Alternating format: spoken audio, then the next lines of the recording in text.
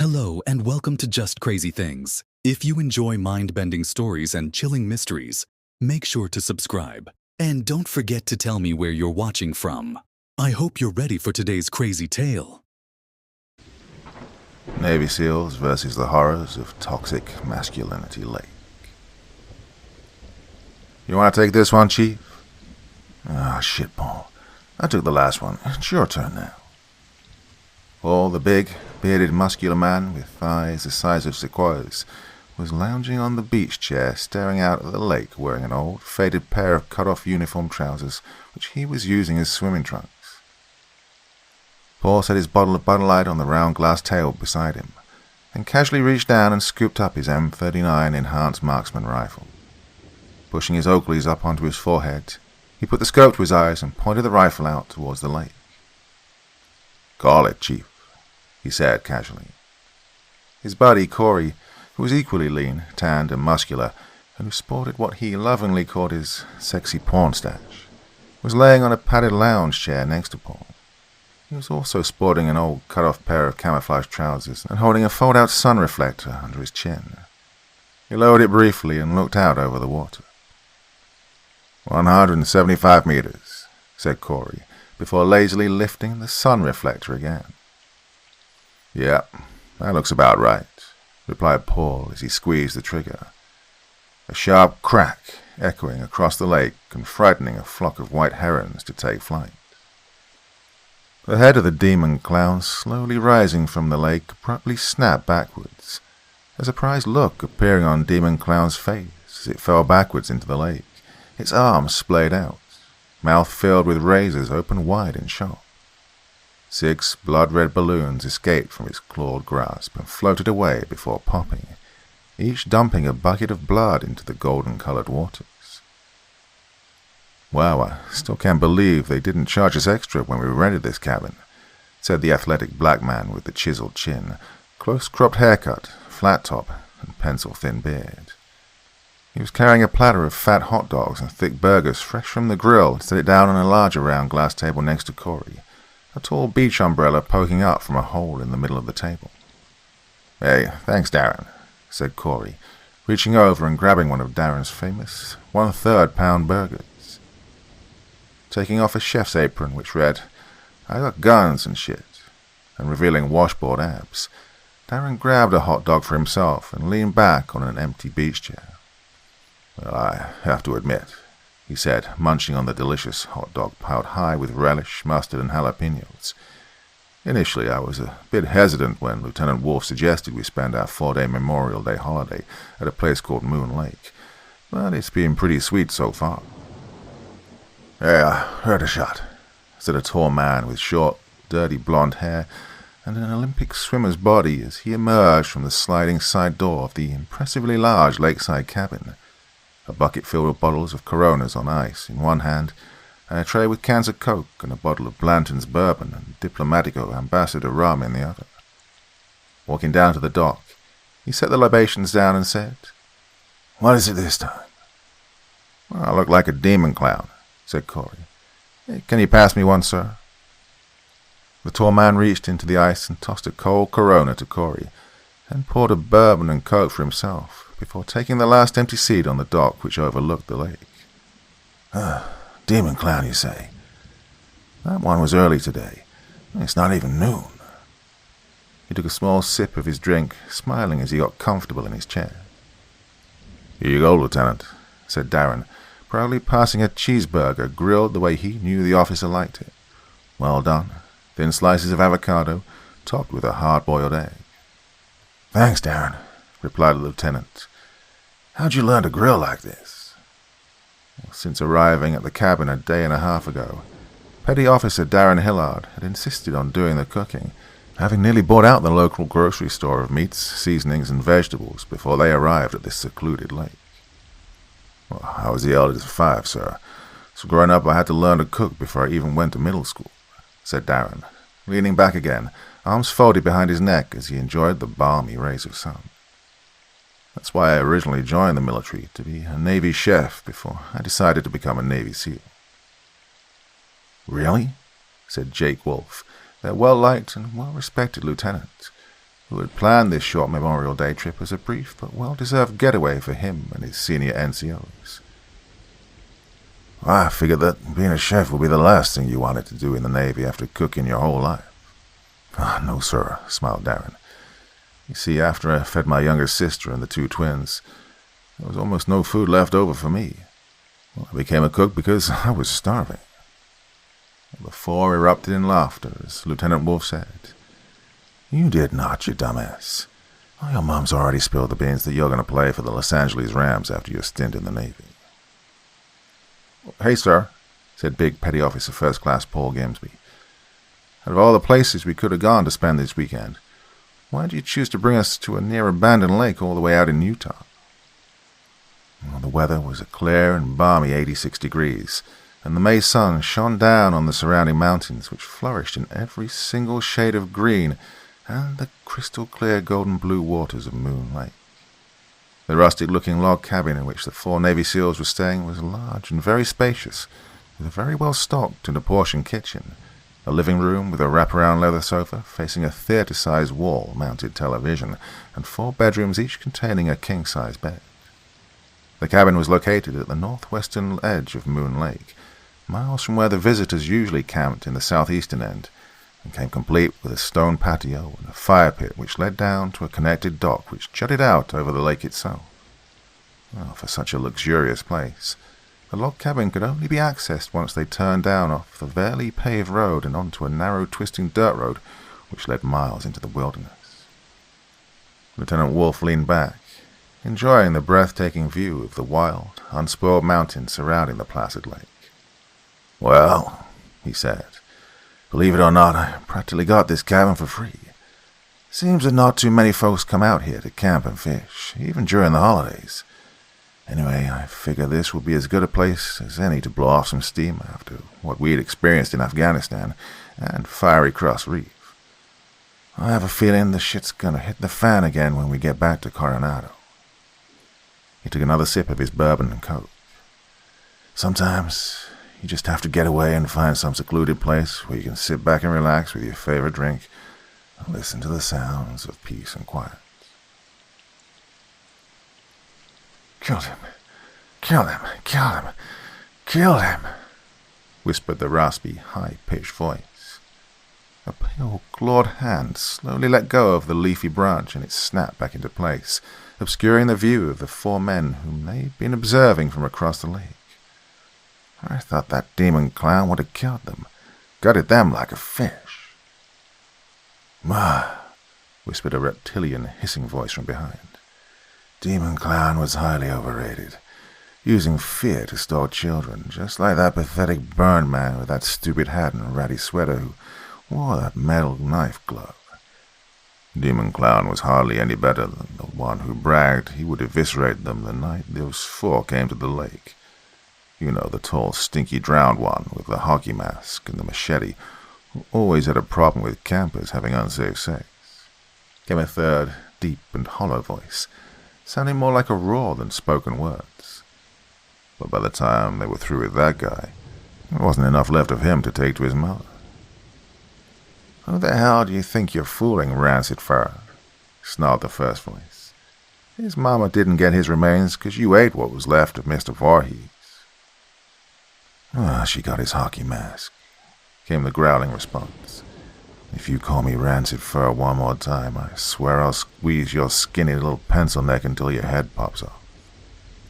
"Enough," boomed a 4th voice, so loudly that a flock of perching blackbirds scrambled out of the trees above them, a brief cacophony of caws filling the air as the birds flew to a more peaceful side of the lake. "Enough," came the demonic voice again, softer this time so as not to be heard by the 4 strangers lounging on the other side of the lake, mockingly, as if they had no fear of the terrors which surrounded them. "The Master has placed us on this realm to make cowards of men, to fill their hearts with fear and terror and panic, and to turn their knees to jelly.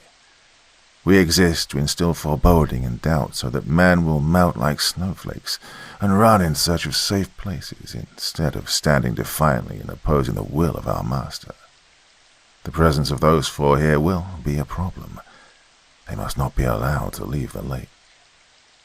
"I'll leave it to me," hissed the reptilian voice. "Men are courageous when they're on land. In the water, however, even the bravest men become quivering cowards, and those four will be no exception." "Hey, did you see that?" said Paul nonchalantly, as the flock of startled blackbirds suddenly took to the air from across the lake. "How long do you reckon they've been watching us?" "They've probably been observing us for a while now," answered Jake. "At least for the past hour or so." "I reckon that only the ones that can be out in the daylight are there," added Chief Petty Officer Corey Pretty, as he got up from his lounge chair and stretched. "I'm going to go grab the fishing poles. Go on, Darren. Let's see what we can catch for dinner." "Yep, have fun," said Jake. "Hey, Paul, you up for a little hunting?" He was looking in the direction of where the blackbirds had suddenly taken flight. "Yeah, man," said Paul, grabbing up his rifle. The owner of the cabin also owned a good-sized bass boat and offered to allow the SEALs to use it without extra cost. Corey and Darren were in the boat out in the middle of the lake, floating lazily atop the clear, still waters and enjoying the view. The fish were big and they were biting, so much so that anything they reeled in that was less than 2 feet long they threw back into the lake. Even so, their cooler was filling up quickly with large lake trout, rainbow trout, and even nice-sized large white bass. Neither of them noticed when something slipped into the water from the opposite shore, an almost imperceptible wake leading towards the bass boat. "My grandfather had the greatest recipe for battered deep-fried catfish," said Darren as he tossed a small walleye back into the water. "He had this secret recipe for the batter, and he used to tell me that the only way he'd cook catfish is directly from the boat to the deep fryer. I wonder if there are any catfish in this lake." "Only one way to find out," said Corey, pulling out a plastic bag from the tackle box and opening it. "Good Lord, Chief," exclaimed Darren. "What is that? It smells atrocious." "Stink bait," laughed Corey. "Best way to attract catfish, since they have an extraordinary sense of smell. My grandfather taught me to make this vile concoction when we used to go catfish fishing back in Akron." Soaking a sponge in the pungent conglomeration of stinky, soured materials, Corey tossed it into the water. "This will attract the catfish for miles," he said, pointing out to where he'd tossed the sponge. "Drop your line in there, Darren." Darren tossed his line, which landed with a soft bop into the water. He didn't have to wait long until the end of his pole bent and the reel squeezed. "Whoa, got one, Chief. It's a big one." Darren yanked back on his pole, gently easing up on the tension so that the line didn't snap. "Works every time," said Corey, reeling in his own line to replace the bait with crawfish to join Darren in catching the catfish. Darren's reel continued squealing as more line was dragged out, but the line held as he steadily began reeling it in. "This one has to be at least 15 pounds, Chief. Don't let it get away, man. Your granddad will get mad at you." All of a sudden, Darren's pole bent almost in half, as if something even bigger had taken a bite out of his catch. The pole then straightened, the struggling of the catch suddenly stopping. Darren reeled in the line and held it up. Sure enough, it was a channel catfish, easily in the 20-pound range, had it all been there. But the entire body behind the head had been eaten away in one bite. A dark green-brown shape was rapidly emerging from the water, like a missile towards the bass boat. "Chief, we're about to have company," warned Darren. The Loveland frog leapt out of the water, the legendary amphibian-like creature's arms outstretched, and webbed claws grasping.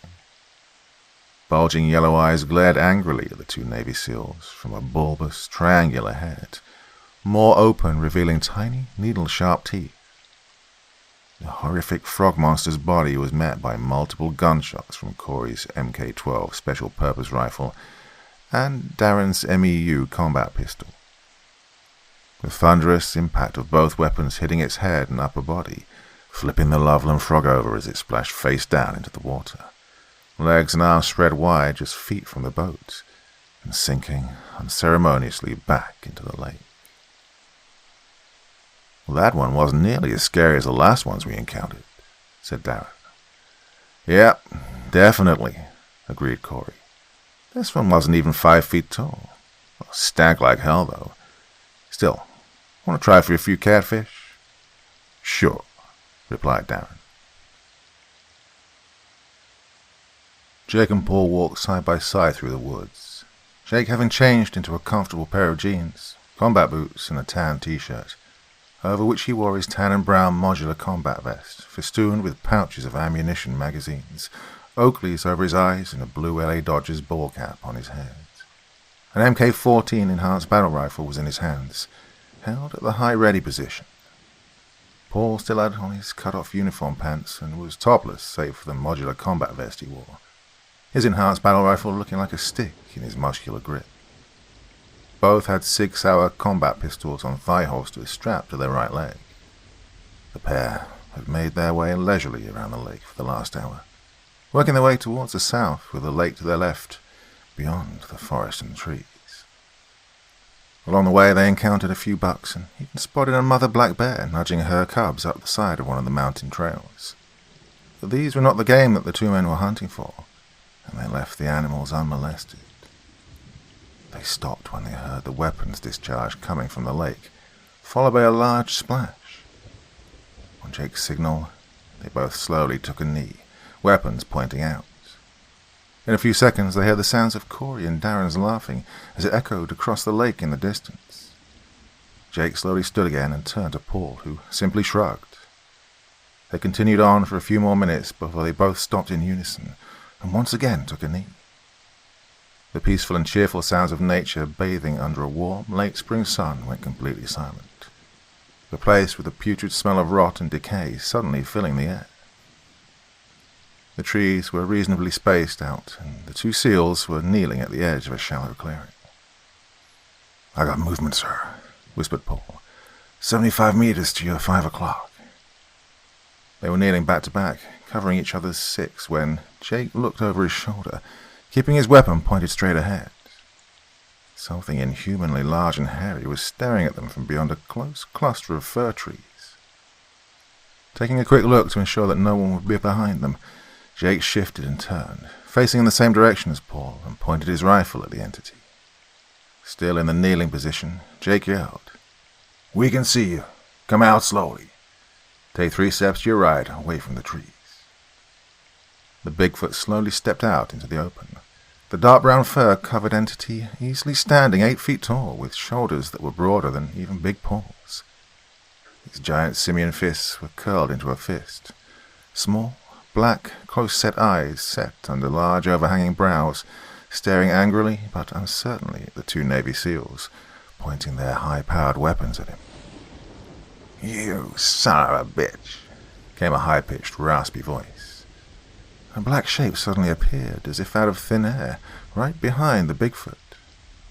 It was disturbingly humanoid in shape, standing 10 feet tall and practically pencil-thin. The entity wore what appeared to be a formal black suit complete with white shirt and black tie, and its face was completely devoid of facial features. No eyes, no nose, no mouth, no hair. Nothing. Just a plain blank face. The creature was emanating some type of angry voice. "You damn nauseating son of a bitch," screamed the Slender Man. "Did it ever occur to you that the reason you can never sneak up upon humans is because you smell so revolting? Oh, damn you, rancid fur." The Bigfoot turned, roaring in anger as he throttled the Slender Man's long neck. "I told you not to call me rancid fur."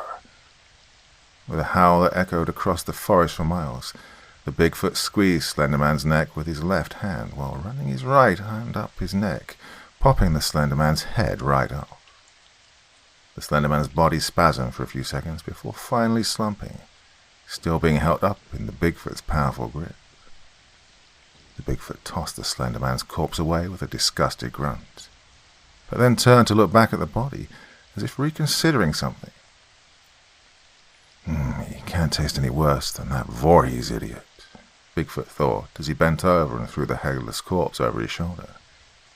Picking up Slenderman's head, he took a sniff of it before looking up and seeing the two men still kneeling at the edge of the clearing, still pointing their high-powered rifles at him. "Oh, shit," the Bigfoot whispered in a deep, throaty voice. Slowly raising his massive hairy arms, the Bigfoot turned to the seals and bellowed in a voice that sounded more like a low growl. "Look, fellas, I'm not a part of this. I just came here to see what was up. Thought it might be cool to finally hang out with these guys. And they just turned out to be complete assholes. Especially the werewolf. Yeah, watch out for that guy. Total jerk, believe me." The Bigfoot lowered his hands and pointed over his shoulder with his thumb. "Look, I'm just gonna take the Slim Jim here and at that, the Bigfoot turned and bolted into the forest, carrying the remains of Slender Man with him as he disappeared into the trees.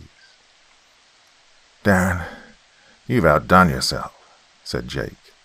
"This has to be the best deep-fried catfish I've ever had. Your grandfather would be jealous." Darren walked around the fire pit, handing his lieutenant his favorite drink, 2 shots of Blanton's bourbon over ice and a splash of Coke. "I don't know, sir. My grandfather's homemade hot sauce had a lot more kick than the store brand we got, but I'm glad you liked it." The sun hadn't fully set yet, the sky still ablaze with dark purples and deep reds, as if it wasn't quite ready to surrender to the night as the 4 lounged around the brick fire pit.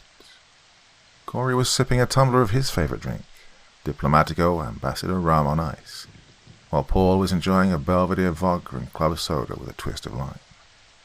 Darren, who usually avoided liquor, satisfied himself with a cold Corona. "Hey, sir," said Corey. "I don't remember us bringing any of these when we came out here." "What's that, Chief? The liquor?" "Yeah." "Well," said Jake, "the folks that I rented this cabin from asked what we'd like waiting for us in the cooler when we got here. Just a little something extra which they left us free of charge." "Well, that's certainly generous of them, sir," said Paul, "seeing as they already let us use their boat and ATVs for no additional cost." "Yep, you're right," answered Jake. "But the gentleman whom I talked with said that visitors don't come out this way anymore, at least not like they did before, so he actually welcomed us out here, since he says the last paying guest of the cabin visited this place over 5 years ago." "5 years," said Corey. "Hey, Darren, remember when we almost bought out that whole local grocery store in town? Didn't the old lady who ran the place say that a bunch of people disappeared around Moon Lake 5 years ago?" "Yeah, Chief," said Darren, staring contentedly at the crackling fire. "Yeah, she did say something like that. Something like 9 or 10 people during peak tourist season." They sat reclining around the crackling fire, listening to the crickets chirping and not in a hurry to move after such a hearty dinner. "So that frog creature you two shot out on the lake," Jake finally said. "Was it one of those things we've encountered out at Fiery Cross Reef?" "It looked somewhat like it, but not really," said Corey. "It wasn't as big, and it didn't have the dorsal spine or fishtail. Plus, it went down with just a few rounds, whereas Fiery Cross, we had to put almost a half clip into one of those just to take it down." "Did that Bigfoot thing really call the Slender Man a Slim Jim before he carried him away?" said Darren, chuckling. "I kid you not, man.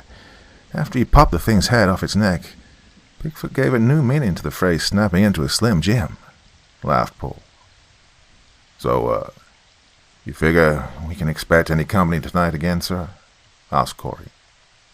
"More than likely," said the lieutenant. "We should get ready here shortly."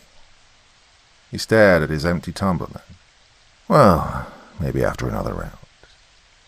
"It was a good idea coming out here," said Paul.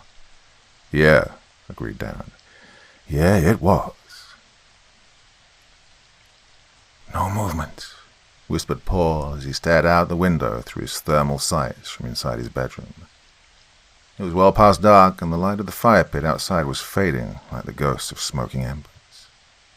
All of the lights were shut off inside the cabin, as well as the outside porch and patio lights. There were still 3 lights which were on outside. One light was on a pole overlooking the dock, one light on a pole which illuminated the walkway leading to the dock, and one light which shone on the boathouse and generator shack that was providing power to the light poles. "Okay," whispered Jake as he patted Paul on the shoulder. "One more hour and we'll rotate." Jake had positioned Chief Corey in the living room and Darren in the kitchen, each with thermal night sights to observe their assigned sectors, while Jake stayed in the main hallway which connected all three areas. Every hour the plan was to have each SEAL shift positions so as not to get eye strain or be complacent in their vigil, a phenomenon known as the 1,000-yard stare. The most vulnerable area would be the front of the cabin, which faced out into the forest and had no illumination as all lights were shut off. Jake ordered that the porch light be switched off, the ambient light of the moon allowing for better night vision using their NVDs as opposed to the glare of a porch light that would inhibit the night vision devices from working. Near midnight, the lights at the end of the shed and the dock began to sputter on and off before finally going out, even though the generator could still be heard running normally. There came a thump on the roof, followed by a shuffling sound as if something was skittering above. "It's coming down your wake, Darren," whispered Jake into his earpiece. Something then leapt from the roof, landing effortlessly and silently on the grass in front of the kitchen window. Slightly luminescent skin stretched over a skeletal form. It was humanoid in form, completely naked and sexless, with a bald head, a hole where the nose should be, and two small points of light glowing from the empty eye sockets. It crawled on all fours, looking in the kitchen as if trying to penetrate into the pitch-black window. It stopped, seemed to stare at Darren, who sat motionless behind the island in the kitchen, head resting on the stock of his rifle. The thing seemed to jump back slightly, then darted around to the side of the cabin. "I see it. Looks like some kind of glow-in-the-dark ghoul," whispered Darren into his earpiece. "I think it made me. It's coming around to you, Paul." "Yep, I see it," said Paul from his bedroom, using his sturdy nightstand as the platform to rest his rifle on. "It's scoping out this section of the cabin. Oh shit, looks like it spotted me. It's going around to the front." Realizing that the creature was nocturnal, which was how it could have seen Darren and Paul in almost pitch blackness, Jake sprinted to the front of the foyer of the cabin, hands on the switches to the lights outside. "I can see in the dark," whispered Jake. "It's scouting us out. Corey, you got this?"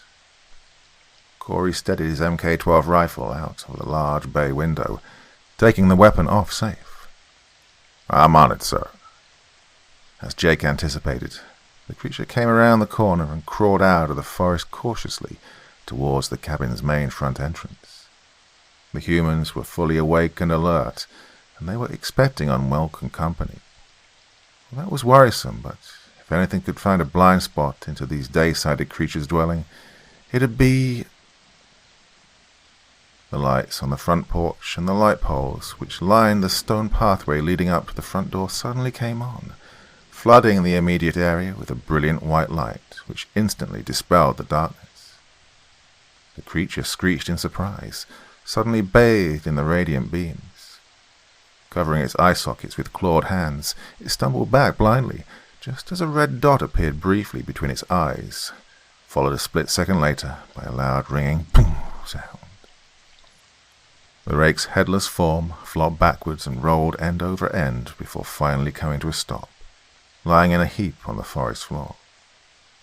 Beyond it, leering yellow eyes stared out of the darkness of the forest, angrily staring at the cabin. With a high-pitched roar, the thing stepped out into the light. "Darren! Paul! Get out here!" yelled Jake. The 7-foot-tall goatman bleated with hatred and rage.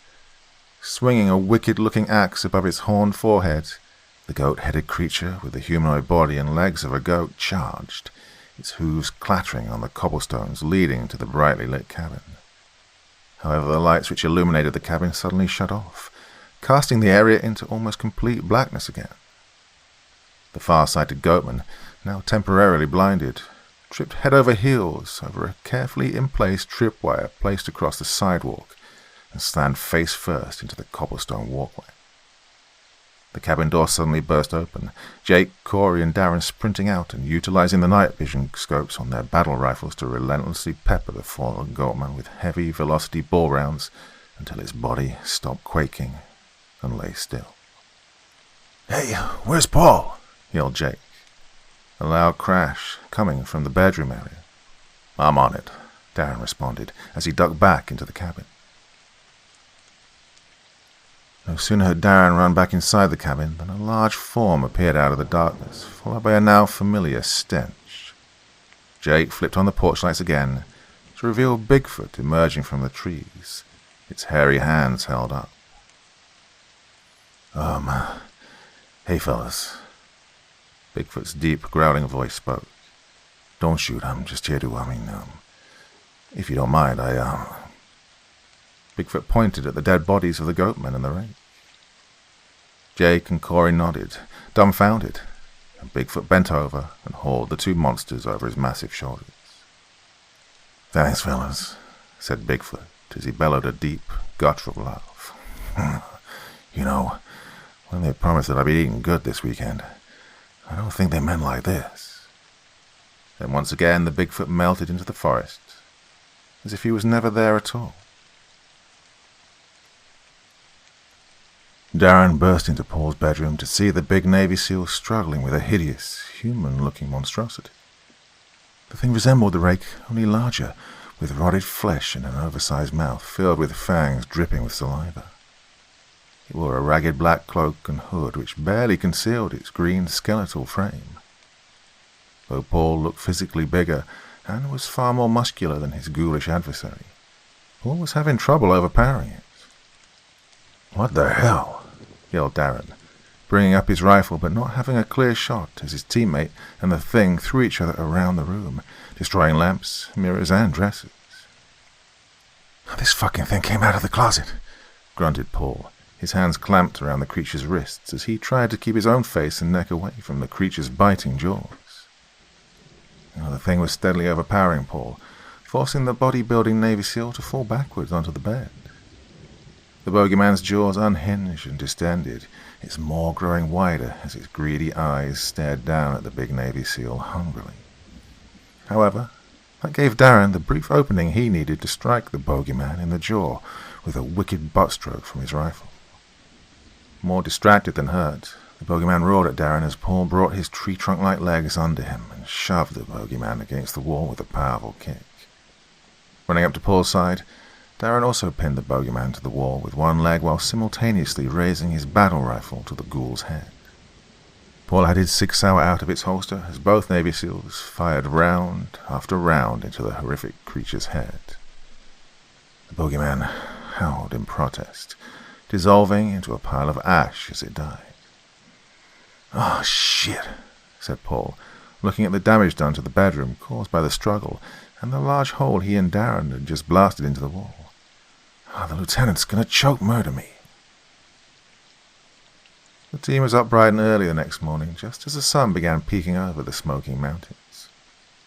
Corey and Paul were taking a brisk morning swim in the crystal-clear lake, while Jake and Darren had decided to have a pleasant morning jog along the numerous trails surrounding the lake. Nothing too unusual occurred, apart from Jake and Darren encountering a sickly pale creature which resembled an unholy combination of a lizard and an extremely skinny coyote along a trail headed back to the cabin. The thing had no fur and a row of bony spines protruded from its back. Baring its teeth at Jake and Darren, the coyote-looking creature opened its jaws and produced 2 long fangs as its snake-like tongue licked its lips. It was about 20 meters up the trail as it stalked towards the 2 startled Navy SEALs. The creature dropped dead in the middle of the trail from a few well-placed shots to the head from a pair of 6 Sauer combat pistols. However, before Jake and Darren could walk up and identify the body of the demonic-looking creature, Bigfoot again emerged from the forest and walked onto the trail. Reaching down and throwing the carcass of the chupacabra over its shoulder, the Bigfoot licked its lips as it gave the 2 Navy SEALs a big thumbs up, before jumping back into the trees and disappearing into the forest. As for Corey and Paul, again nothing too unusual occurred during their morning swim, taking 4 laps across the lake and back. Other than, curiously, Corey had swum the entire 2-mile distance completely underwater without surfacing once. He discovered that he could swim farther and faster underwater without any fatigue and without the use of any breathing apparatus ever since the team's last mission at Fiery Cross Reef. This was something he'd have to check into later on, but for now his orders had been to unwind and relax, And with this being the last day out on the lake before the team headed back to Coronado, Corey meant to make the most of it. Breakfast was served on the patio deck overlooking the lake, and Darren once again served up a hearty meal of made-to-order omelettes, scratch-made biscuits, cheese and pepper hash browns, sausage, orange juice, and a fresh pot of coffee. Since it was Sunday, the plan was to take the ATVs out onto the trails for a few hours of off-roading until around noon. With the NBA playoffs cancelled due to COVID, the team decided to spend the rest of the day fishing or watching movies. "Okay," announced Jake. "So Darren took out Hockey Mask Machete Campground Slasher on day one." "No, sir," corrected Darren. "I got the ball rolling when I hit him in the chest, but Chief got him to stop moving when he ventilated his face with a few 7.62 rounds." "Okay, right," said Jake. "So Chief got the campground slasher. Then Paul got Demon Clown as it rose from the lake. Did he do anything besides rise, Paul? I mean, did he do anything except monster pose?" "No, sir," said Paul. "All I did was scary Demon Clown monster pose." "Yeah, that doesn't work on us," said Jake. "Okay, then. After that, Corey and Darren took care of the Frogman, while Paul and I saw Slenderman get lollipopped by Bigfoot. Then last night, Corey ventilated the rake before me, Corey, and Darren sent the Goat Man to the great beyond. Well, then the Bogeyman came out of the closet, and Paul and Darren gave it a full face of poo-poo-poo. "Ha!" said Paul. "The Bogeyman came out of the closet." "Oh, he saw that ass, Gimsby," said Darren. "Hey, this is America's ass right here, baby," laughed Paul. "And don't forget the Chupacabra." "Yep," said Jake. "Chupacabra this morning." "Do you think the Bigfoot is going to be an issue?" asked Corey.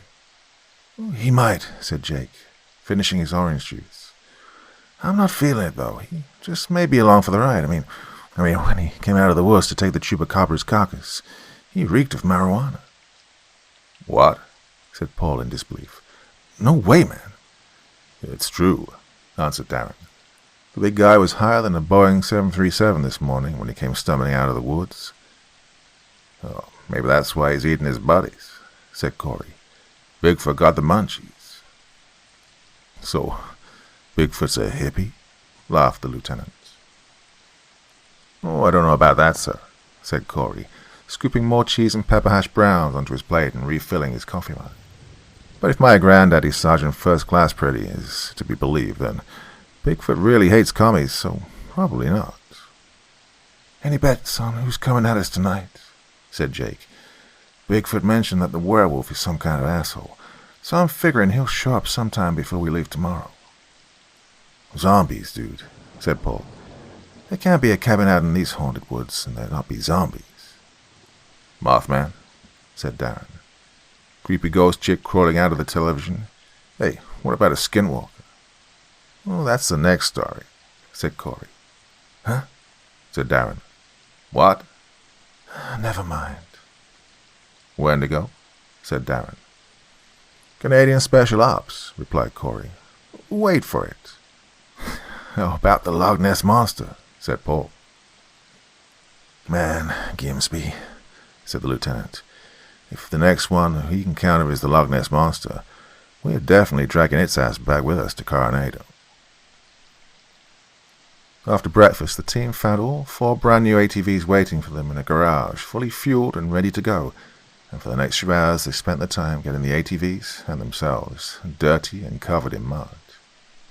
During their riotous romp through the forest in their big-wheeled ATVs, the SEALs encountered nothing out of the ordinary, except for a high-flying ropen, which wisely decided to keep its distance when the prehistoric flying reptile saw that the 4 big men had equally big battle rifles strapped to their backs. The team drove their ATVs to the same local grocery store at the edge of town that Darren had practically bought out before the weekend started, and was greeted by the kindly elderly lady who ran the store with a surprised, "Oh my God, you folks are still alive." After telling the disbelieving old lady what a wonderful time they were having up at the cabin, Darren proceeded to buy the store out of their supply of tostada chips and ingredients for a variety of dipping sauces, while the chief and the lieutenant picked up the beer for their last night at the cabin, and Paul stocked up on the ammo. The team got back to the cabin, and Darren searched the programming on the theatre-sized television screen, which came equipped with all the sports channels from around the world. Darren found his favourite Bundesliga team, Hannover 96, playing Dortmund in the semi-finals as he prepared the chips and dips for later on. The LT and Chief were down at the shed, washing down the completely mud-encrusted ATVs, while Paul was reloading empty rifle magazines, oiling down bolt carrier groups and punching out rifle barrels with a generous application of brake-free. Curiously, even though America was locked down, the team found no shortage of sporting events to watch from around the world. Rugby tournaments in London, cycling in France, ice hockey in Switzerland, World Championship Taekwondo in Denmark, and even the World Cup of Billiards in Vietnam. The team finally settled on soccer, and, in truth, though the NBA and almost all professional sports in America was cancelled due to the COVID lockdown, the Seals seemed to enjoy the German Bundesliga soccer matches, where the stadiums were still filled with cheering fans. The leisurely afternoon passed, which Darren and Corey capped off with some late afternoon fishing from the dock, while Jake and Paul each decided to catch a nap. Dinner consisted of hearty cold-cut sandwiches and fresh fish, as the team packed for the trip back to their base in Coronado the next morning. An episode of American Ninja Warriors now playing on the television, which no one seemed to be watching. It was all well after midnight, when there came a clattering at the front door, along with the sound of females panicked screaming, accompanied by desperate pounding at the door. Paul, who was camped out on the couch in the living room since his room was trashed the night before, was still up and watching reruns of The Golden Girls. He raced to the door and flung it open, battle rifle up and ready. 4 attractive college-aged females stood shivering outside, all dressed in micro-short cut-off shorts and cut-off tops, and all wearing expressions of terror on their faces. As soon as the door opened, the girl closest to it, the tanned one with long, wavy blonde hair, full lips and light blue eyes, cut-off blue jeans and wearing a cut-off white t-shirt which barely contained her ample breasts, said, "Oh, thank God, thank God, thank God." "Please," said another girl behind her with an Irish accent, this one a busty, fiery redhead with green eyes, with cut-off shorts and a pink halter top. "We're trying to find our campsite when our van broke down. We tried finding our campsite in the dark, but oh my God." "There's something out there," said another girl, a light-skinned black girl with long, silky brown hair and hoop earrings. "There's something in the dark." "Chased us across the road," said the first girl. "Thank God we saw your light. Please, we don't know what it is, but it's right behind us." "Please, sir," said the Asian girl with long, wavy black hair which seemed to reach down to curl around and lovingly caress her breasts. She stared and gulped at the massive rifle that Paul held across his equally massive chest. "May we come in? We're frightened." Paul stepped back, looking out into the blackness behind the 4 lovely young females. Yeah, sure." Corey, Jake, and Darren suddenly appeared from their bedrooms, battle rifles gripped in their hands, as they leapt over the couch and ran towards the front door. "No, wait," yelled Corey. "Oh, shit," exclaimed Jake. As soon as the blonde girl entered the door, she leapt upon Paul, the slender young woman surprising the muscular Navy SEAL with her almost inhuman strength. As he toppled backwards into the cabin, the 3 other girls swiftly charged in behind, hideous shrieks emanating from their throats. The force of the blonde girl's lunge flipped the surprised Navy SEAL over, to the point where once they'd somersaulted and landed on the ground, Big Paul inadvertently finding himself straddling the girl and looking down at her. "Hey," yelped Paul in embarrassment, "where did your clothes go?" Equally surprised, the girl looked up at Paul, saying, "You wouldn't hit a girl, would you?" Wham! Paul's fist slammed down on the blonde girl's face, even as she began to change into a horrific, fanged creature. "How are you assigning gender traits now?" Paul jumped back as a pale, clawed talon reached up to swipe at him. Grabbing up the battle rifle he dropped, Paul raised it quickly and began firing. By now, the three other girls had entered the cabin and completed the change into their true forms as their skin turned pale. Arms and legs extended into bony appendages, which ended in talons as leathery, bat-like wings extended from under their arms. Once luxurious long hair turned into an unkempt nest of shaggy black hair, and their faces had become a nightmarish amalgamation of a human and a bat. Their noses fat and flat, eyes black, ears long and spiked, mouths wide and filled with needle fangs. They were naked, covered in coarse fur, and their legs were inverted like those of a bat, and they swooped down upon the startled Navy SEAL's talons outstretched and maws salivating with anticipation of the coming blood feast. Darren was at the rear, and had a split second to raise his rifle and quick snap around into the vampire which was diving on the lieutenant, missing the back of his head by a foot. The high-velocity 7.62 round zipped past the lieutenant's ear and slammed face first into the vampire, causing it to tumble mid-air and backwards into the vampire behind. Ignoring the close call, Jake lifted his rifle and pointed it at the vampire which had descended on Corey. Somehow, despite all of its inhuman strength, Corey had the vampire by the throat, having caught it in mid-air and was holding it at arm's length, both Corey and the vampire looking at each other in shock at how this was happening. Corey had shown some very peculiar abilities ever since the Fiery Cross mission, but the lieutenant dismissed his feat of strength to a case of heightened adrenaline. "Chief," yelled Jake, nodding his head to the television monitor. "Right," responded Corey, throwing the vampire into the large theater screen. Sparks and electricity jolted the surprised vampire as it slammed face first into the screen. The creature spun around, taking on the naked form of the Asian girl, and pleaded, "Oh, you wouldn't." "You tried that one already," said Jake as he and Corey continued unloading on the vampire. The rate of high-velocity bullets it was absorbing faster than its body could regenerate itself. Now, completely pressed against the ruined television, the vampire threw up its arms and, in a shriek of disbelief, burst into a pillar of flames. Darren had retreated to the kitchen with the vampire he shot chasing after him, while the two other vampires had Paul cornered at the door. Corey snapped off 3 rounds at one of the vampires and yelled, "Paul and I will take these 2, sir. Go help Darren." Jake saw the vampire leaping into the kitchen and snapped off 2 quick shots which blew holes in the wall behind the bloodsucker. Cursing, Jake leaped over the coffee table and ran towards the kitchen while Corey snapped off 2 more rounds at the vampire's threatening Paul. Jake burst into the kitchen then, surprised to see the vampire lying on the ground and choking next to an overturned stainless steel bowl.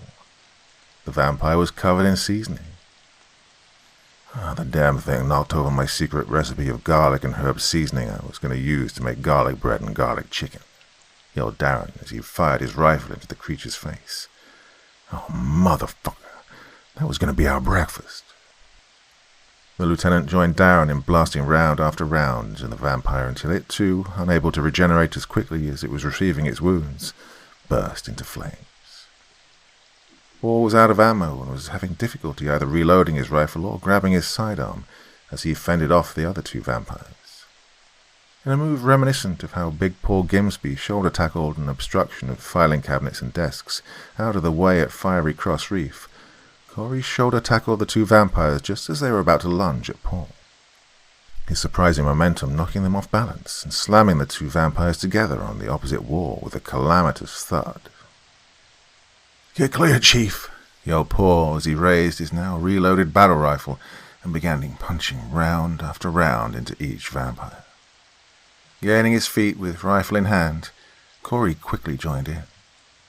Having learned that the only way to kill these vampires was to fatally injure them faster than they could heal, Corey flicked the selector lever on his MK-12 battle rifle to burst and emptied his magazine into one vampire before it burst into flames. Paul's heavier-hitting 7.62 quickly produced the same results to the last hapless vampire, and it rejoined its compatriot in an impressive, spontaneous combustion. "Dude," said Corey, "why did you invite them in? Everybody knows that vampires can't enter the house unless you invite them in." "How was I supposed to know they were vampires, Chief?" said Paul. If a bunch of females dressed like sorority school strippers come knocking on your cabin door way out here in the middle of nowhere after midnight, they're vampires. Yeah, good to know, Chief, replied Paul.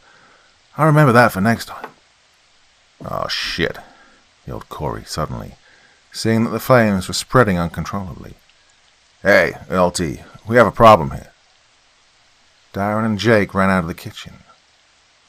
Go grab your gear and shit, ordered Jake. The fire extinguisher isn't putting out the fire. Oh, the lieutenant was correct. The foul, putrid-smelling fire would not be extinguished until the dwelling in which the vampires had been invited had burned to the ground. The four men stood outside with their belongings and equipment, helplessly watching as the beautiful cabin went up in flames.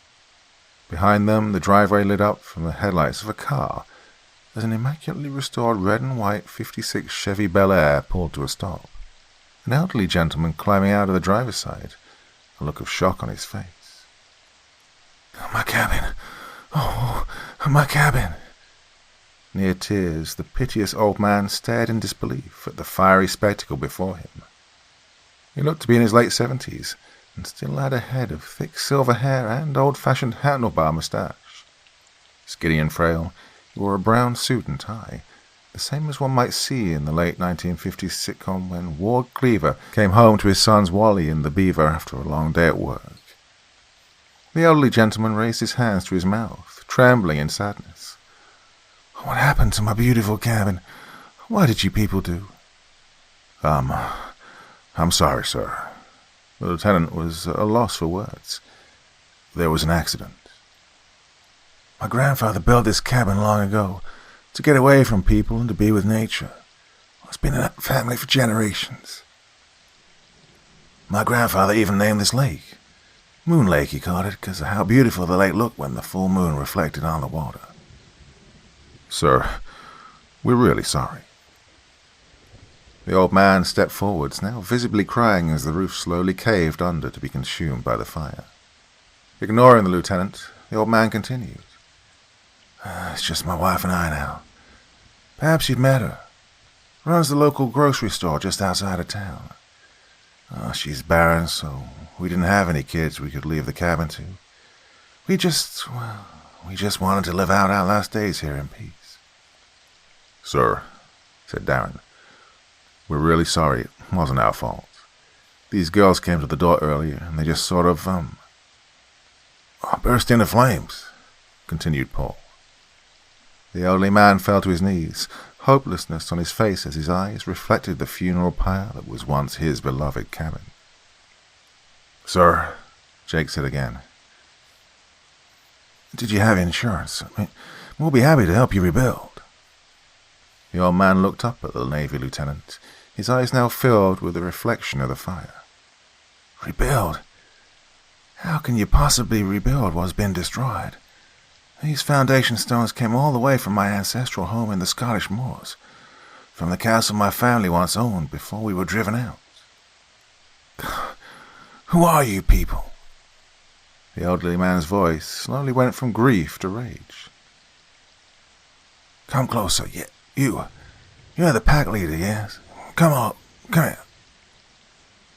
Jake stared into the man's eyes, seemingly unable to focus on anything except the fire reflecting within. Sir? Said Corey. Jake took a step closer, his eyes transfixed on those fiery eyes, his mind blank to all else, even as the old man smiled and licked his teeth. Yeah. Come closer. The hypnotically soothing voice was in his head as Jake took another step. Sir, what are you doing? Said Chief Pretty again, his voice raised in concern. You will be my son. You will be the new pack leader. The old man began to rise to his feet, changing form as he did so. Yes, father, Jake heard himself mumble as he reached out to the werewolf. He was knocked to the ground as Corey tackled him, Darren and Paul unloading on the 8-foot-tall, silver-maned horror that now resembled more wolf than man. Shit, what happened? Jake rolled over, rubbing his chin after his face had hit the ground. Corey rolled over, taking one knee, and raised his rifle. "Just shoot, sir. You can thank me later." The werewolf raised his arms protectively across its head as dozens of rounds impacted into his body. He was old, and the centuries it had lived through had caught up to the aged hunter. Had he been younger, he might have been able to have leapt forwards towards these men before they could shoot with those powerful weapons which he'd never encountered in his long, violent life. A twinge of panic rose in the werewolf as he realized that he was taking too much damage to retreat even if he wanted to. The panic turned to rage and then horror when the reality struck him that the rapid-fire wounds he was receiving were far outpacing his ability to heal himself. Growled the werewolf, clutching at his chest, vainly attempting to stop the blood from gushing like a fountain out of the brutal wounds it had suffered. "Do you know fear? Do you not know fear? Do you not quake in terror at those things which haunt the night? What are you that you do not suffer the fear which gives our kind the power and dominion over your souls?" "Oh, we survived Ramadi and Fallujah," said Lieutenant Wolf, his voice a deep growl. "And Kabul, sir," said Paul. "Don't forget Kabul." "Oh, yeah," added the lieutenant. "And Kabul. Well, like Gimsby said, we survived Kabul and the Karangal Valley." "Oh, I don't think I was with the team when you guys went into the Karangal," said Paul. "Really?" said Jake. "I could have sworn that you were there. Well, you weren't with us when we encountered that thing in the caves." "Silence, damn you. Silence." Sinking to its knees, blood pouring from its open maw, the werewolf defiantly spat. You Navy SEALs are assholes," before slumping over and plopping on the ground, dead. The rays of the early morning sun rising above the golden lake, beginning to sear its fur. "Daddy," said the boy, "that's not how you kill a werewolf." Lieutenant Jake Wolf was wearing pajamas and was sitting on his son's bed next to his son, his arms outstretched and hands wide as he was explaining to his 5-year-old little boy how he and his SEAL team had defeated the monstrous things which went bump in the night. Lowering his arms and pulling his son close to him, Jake said, "Okay then, how do you kill a werewolf, buddy?" "With a silver bullet, or a silver sword, or a silver knife," replied his son. "Well, anything silver, Daddy." But Daddy and his friends didn't have anything like that, my son. So we had to use what was available at the time. Yeah, sure, it may not have been the ideal thing to have easily defeated the monsters, but believe me, buddy, it worked just as well." "That's how you killed those nasty girls, without stakes and holy water, Daddy?" Damn, how did this little guy get so smart? He must have gotten it from his mother. "Oh, they weren't girls, buddy," said Jake. "They were vampires. Like liberals, their species has no gender." Jake hugged his son again. Benjamin had been having trouble getting to sleep lately, terrified of the monsters hidden in the darkness. The ones he's seen on Netflix, the campground killers, the demon clowns, that Slender Man, and the ones he'd heard about in urban legends, the rakes, the frogmen, the Bigfoots, the vampires and the werewolves. And they were all coming to kill his daddy, who had pledged his life to defend people against all the monsters that infested the world. It wasn't fair. Why did Daddy always have to leave while everyone else stayed safe and sound in their beds, while his rough daddy had to go and do violence on their behalf? Why did men like his daddy have to die fighting monsters? "Daddy," said the boy, hugging his father, "so you and your men killed all the monsters then? I mean, there are no more monsters left, right?" "Oh, I'm not saying that at all, my son," said Jake, hugging his son close to him and kissing him on the top of his head. "There are monsters in the world, real monsters. Monsters who spread fear and who feed on the helpless and innocent. That's why the world needs strong men like your daddy and his friends. That's why you need to grow up to be smart and kind and brave, always telling the truth, have self-respect and faith in God. The world will need someone like you one day.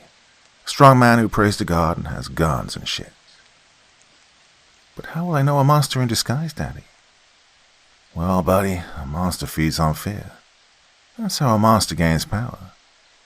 You'll know that there's a monster when it tries to make you afraid. Okay, Daddy. Well, then I won't be afraid. And the little boy wrapped his arms around his father's arm and finally drifted off to sleep.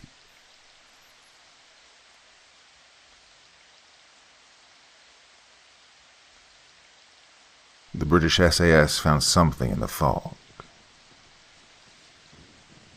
Part 1. 0500 hours, somewhere in the North Atlantic.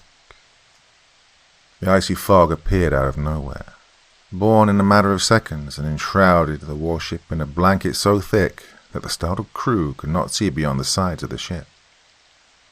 Still, it wasn't the suffocating fog which set off the warning horns and called to battle stations aboard the destroyer. Not that the crew could hear them above the inexplicable sound steadily growing louder in intensity, seeming to rise from the ocean itself. The sonar technician was on her knees, headphones tossed aside, her hands pressed on her ears as she screamed in agony. Yet none of her shipmates could hear her. No one heard her warning that something large was rapidly ascending from the ocean just before she threw off her headphones, as more of her shipmates fell screaming to the deck, blood streaming from eyes squeezed shut and ears pressed closed by shaking hands. None of the unfortunate crew of the warship saw the giant black mass rise from beneath the waves as the intense, throbbing noise became fatal. Whitehall, London, England. "How the bloody hell does a Royal Navy destroyer simply vanish?" roared Admiral Sir Anthony David Radabar, the British Royal Navy's first Sea Lord. The highest-ranking officer of the naval service, Admiral Radabar was a tall, pale, and lanky man in his mid-50s, with a receding light brown hairline and piercing blue eyes set above a hawk-like nose. "Either the HMS Northumberland sank or she didn't, but don't tell me she just bloody fucking vanished with all 180 hands on board." The HMS Northumberland was a Royal Navy Type 23 frigate, used primarily for ASW or anti-submarine warfare, which operated out of HMNB Devonport. Fresh from 6 months in dry dock for repairs and refitting, the Northumberland was on a routine patrol in the North Atlantic when, less than 24 hours ago, Naval Command Headquarters, as well as the UK Military Joint Forces Headquarters, reported that the Northumberland had gone missing. Only 6 hours after the report that all communications had been lost with the frigate, the British Royal Navy, as well as Allied Maritime Command from the NATO Regional Command, began rushing warships and search aircraft to the last known position of the ship. Admiral Sir Radabar glared around the ornate conference room filled with his assembled fleet admirals, vice admirals, intelligence officers, and operations specialists.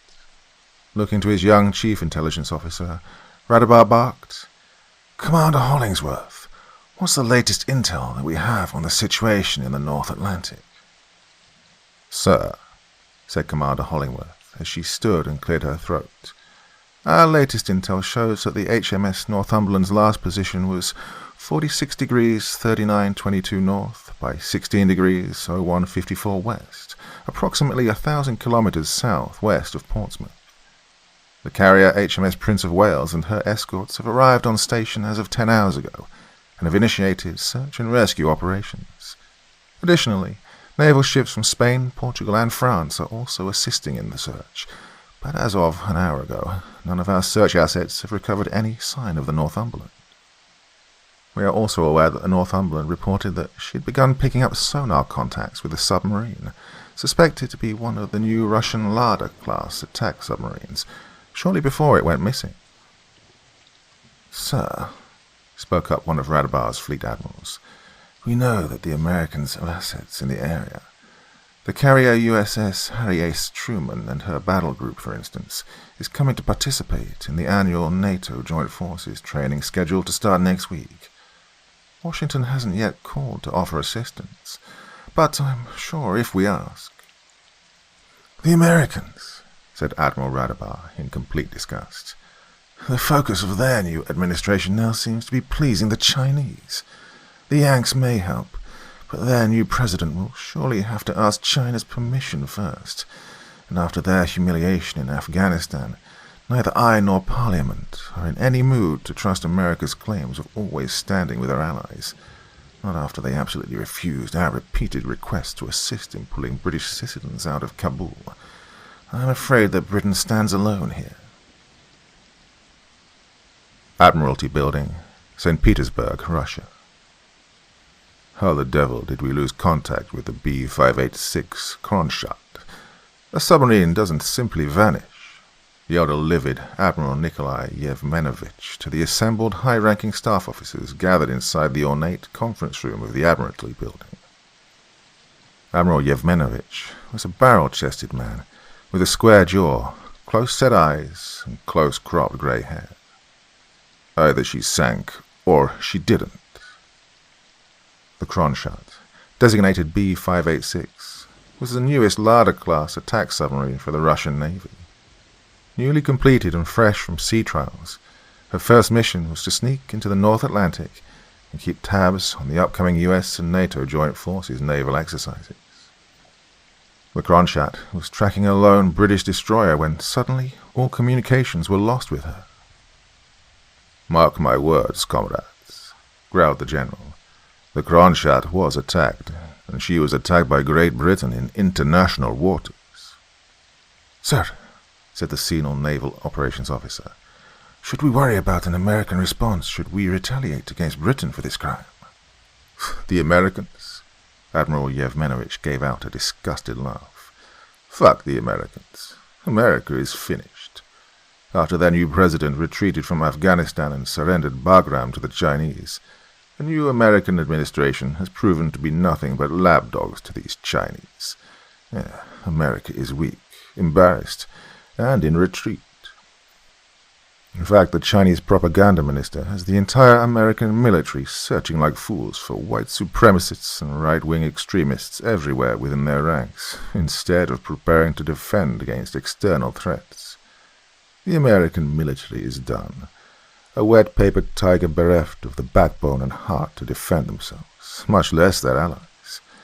Gentlemen, it was Great Britain who sank the Kronstadt, and right now, the British are alone and vulnerable." An aide with a shocked expression on her face silently entered the room and circled the table until she reached the Russian chief of naval intelligence. Handing him a file folder, she whispered something into his ear. Immediately the same shocked expression appeared on his face as he opened up the file folder and read the top-secret memo.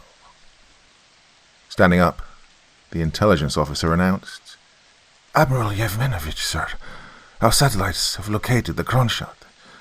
My God, sir, they found her on..." Whitehall, London, England. "What?" shouted Admiral Sir Radabar, looking with disbelief as Commander Hollingsworth read the top-secret document which he'd just been handed. "That's correct, sir," said Hollingsworth. "The transmission states that the HMS Northumberland has been located at 65 degrees, 3376 north, 18 degrees, 1646 west. Those coordinates lead to Mount Curling, part of a mountain range in northern Iceland." "What the hell is going on?" said Radabar, reading the memo for himself. Then, nodding to himself after verifying that his young intelligence officer hadn't gone completely insane, Admiral Radabar said in a softer tone, "Patch me through to the Minister of Defense and the Chief of the General Staff. I'm pretty sure that the lads stationed in Sterling Lines will soon be getting a call." Headquarters, 22 Special Air Service Regiment, SAS, Sterling Lines, Herefordshire. "Oi, Kelly, what bloody hell are you listening to?" The muscular black SAS sergeant slowly lowered the bar into its cradle and sat up from the weightlifting bench. Although he'd been pressing weights for nearly 30 minutes straight, gradually increasing the weight plates on the bar from 150 to 350 pounds, Sergeant Mohammed Hassan had barely broken a sweat. Next to Sergeant Hassan, in 19 Troop's very well-appointed gym, a young white SAS Lance Corporal named Sawyer Kelly was doing pull-ups while wearing his 40-pound ballistic vest and body armor. He'd done at least a dozen before he noticed Sergeant Hassan was sitting up at the weight bench and yelling at him. Immediately, Lance Corporal Kelly jumped down from the pull bars and removed his headphones, the noise coming from them so loud that Corporal Babu and Lance Corporal Mobley could hear them across the gym where they were doing 500-pound leg presses. "Oh, I'm sorry, Sergeant," said Lance Corporal Kelly, breathing heavily. "Did you say something?" "Yes, Lance Corporal, I did," said Sergeant Hassan in his deep Nigerian voice. "I said, what the bloody hell is that damn noise you're listening to?" "Oh, this," smiled Kelly. "It's Lil Pump. He's a mumble rap artist, Sergeant." "He's a what?" Mumble rap artist, Sergeant," said Kelly, offering the headphones to Hassan. "Care for a listen?" "No, I would not," said Hassan, pushing away the preferred headphones. "Mumble crap is more like. I don't know how people these days can pay good money to listen to such snot designed to insult your intelligence." "How can you say that, Sergeant?"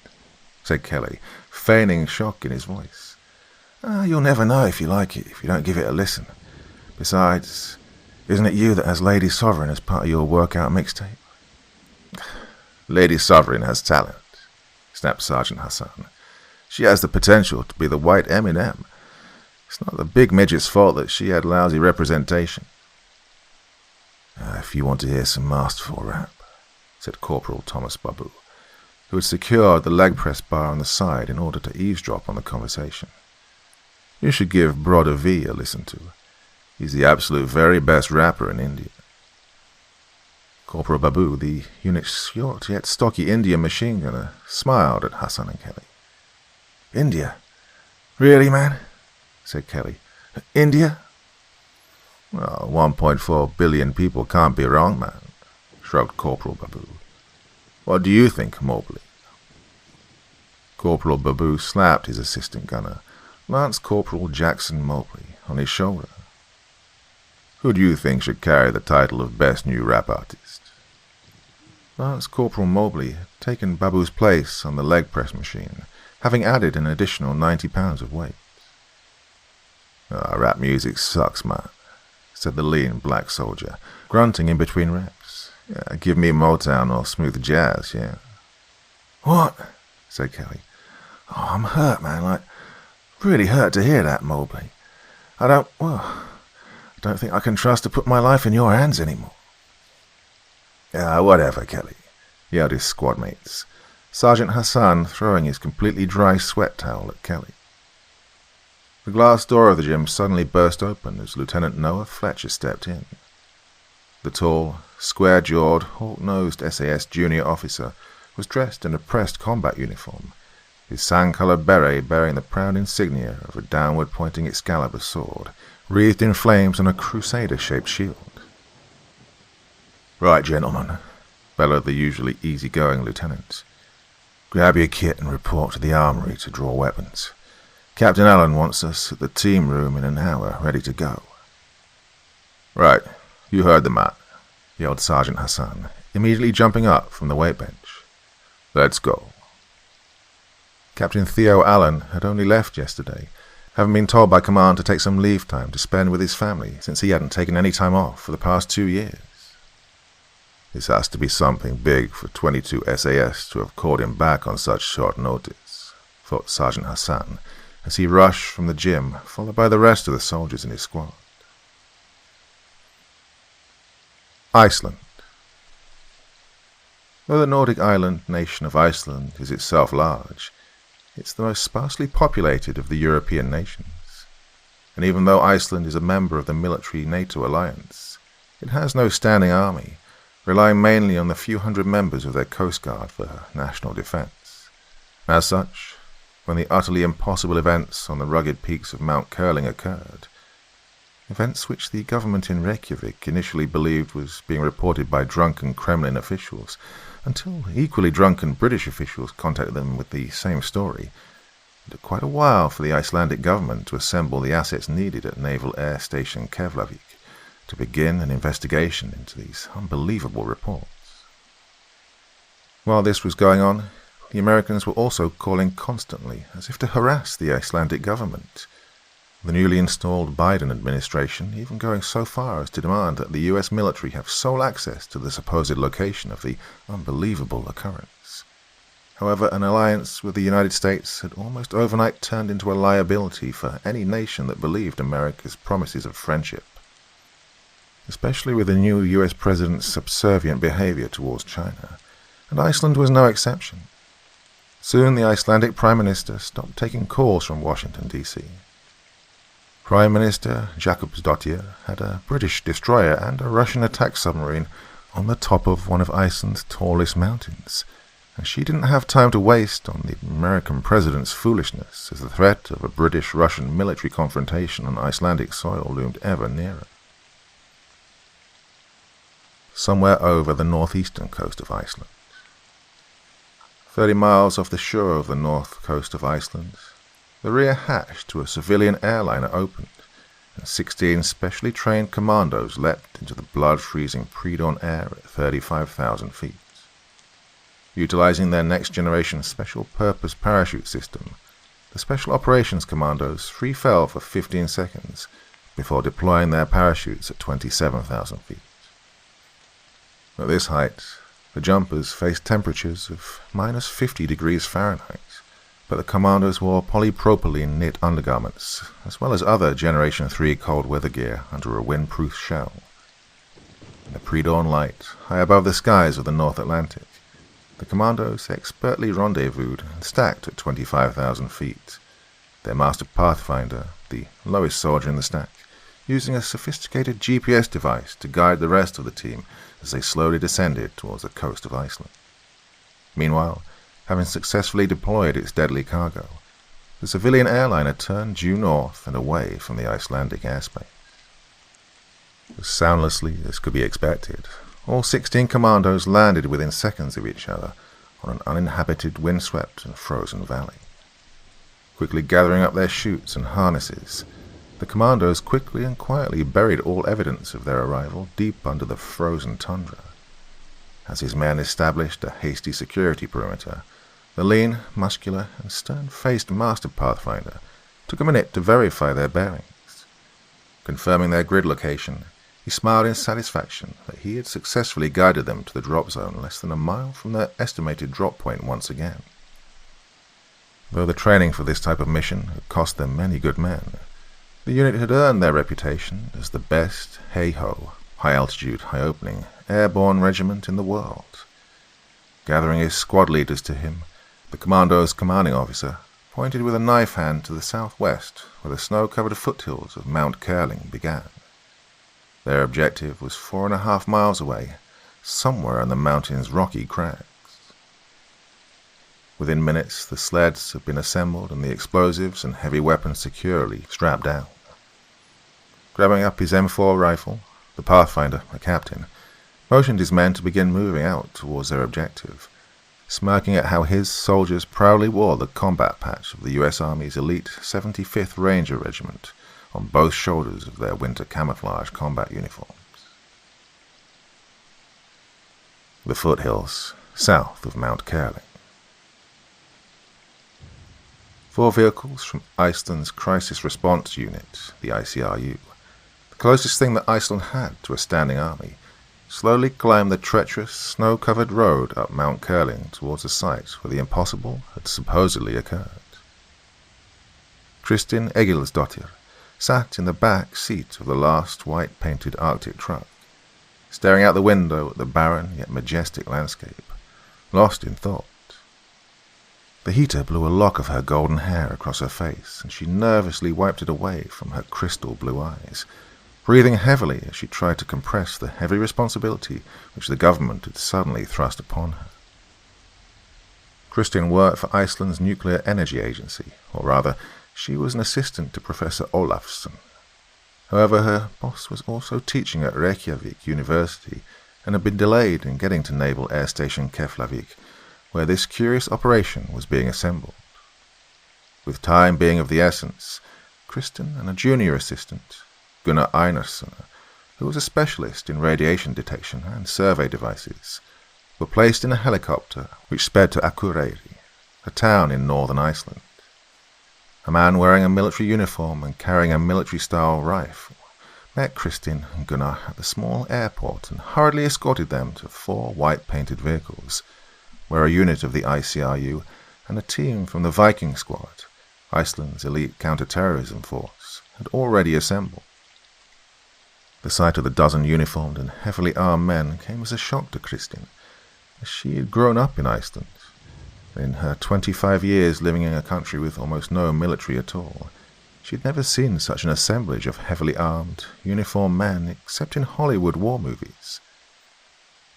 The uniformed man, who introduced himself as Captain Bjornsson of the ICRU, apologized for the abrupt call by the government for them to come here, explaining that Professor Olafsson would be brought up as soon as was possible.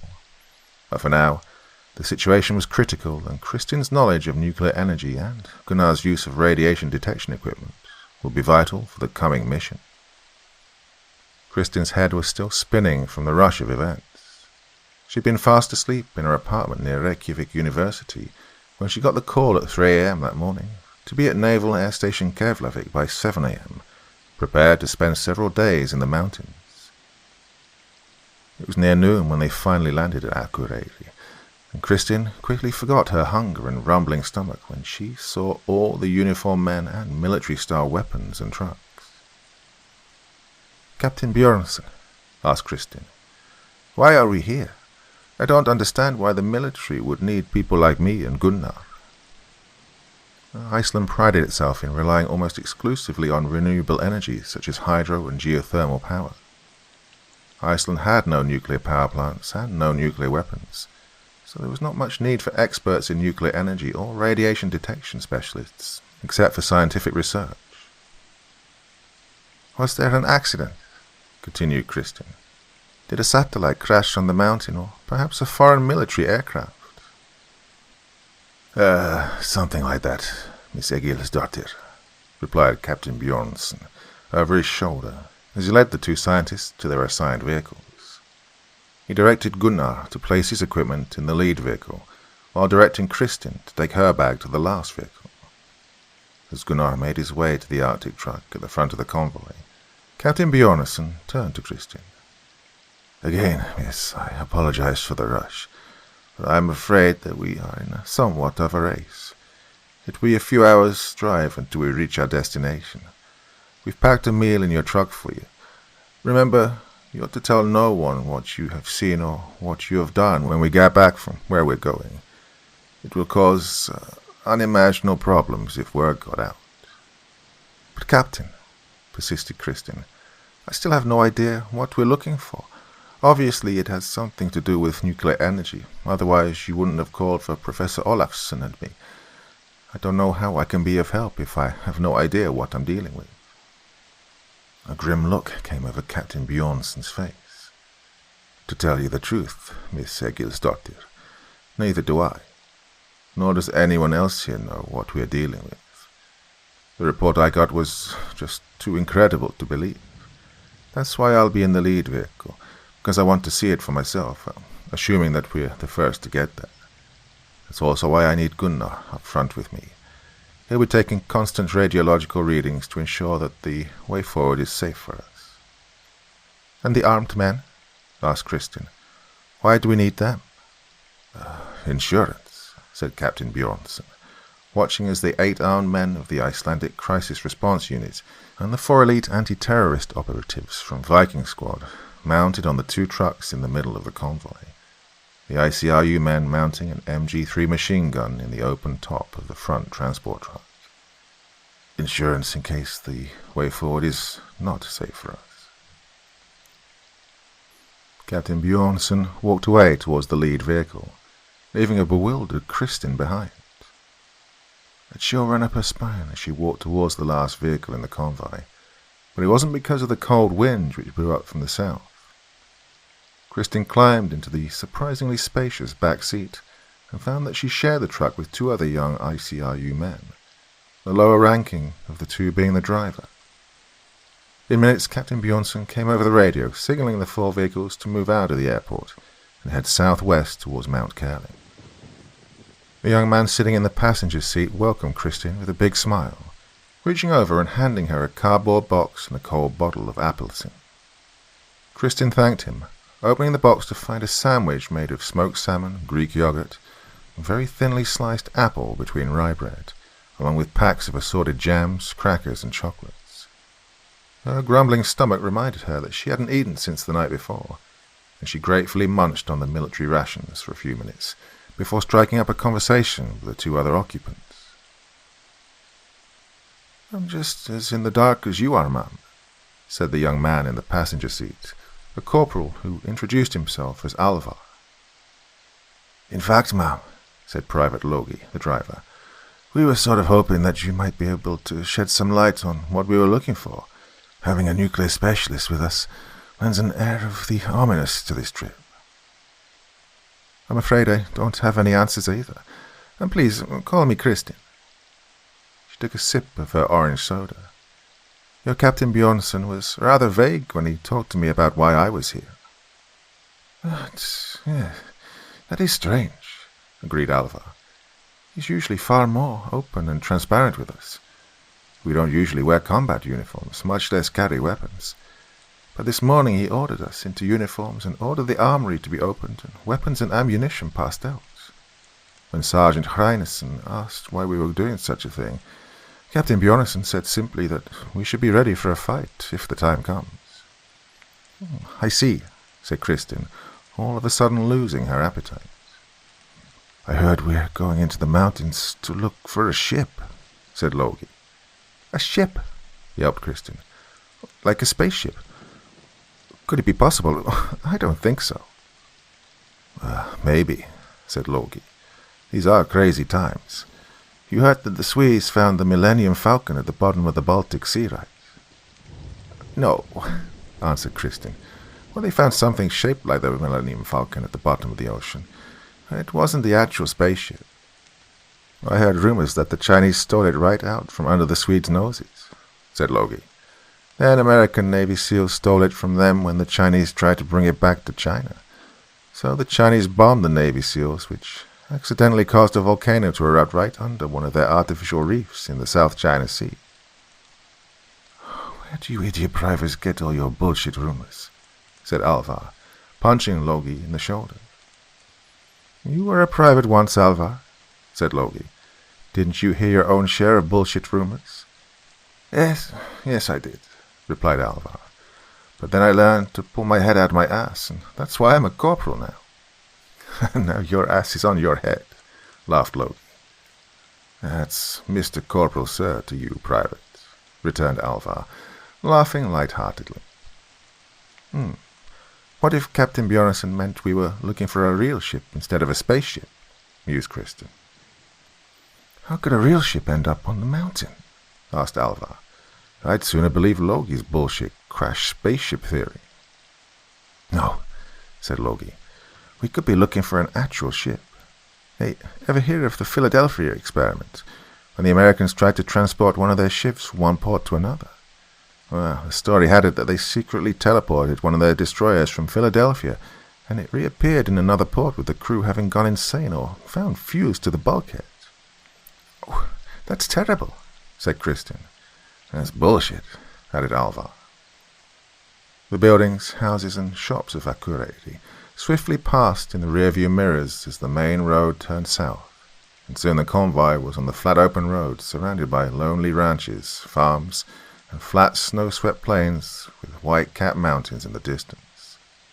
The three continued their banter for a while, but soon the vehicle was quiet again, each occupant lost in their own thoughts of what mysterious object they would encounter up on the mountain in a few hours. Miles and miles of snow-covered land passed lazily by, occasionally broken by the quiet, peaceful scene of near-frozen streams flowing across the white meadowlands of the quaint, tranquil villages nestled in the rolling foothills.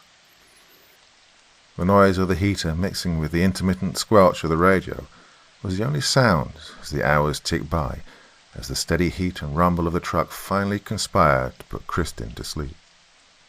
Eventually, Captain Bjornsson's voice came over the radio again, announcing that they'd come to the first checkpoint leading to the mountain.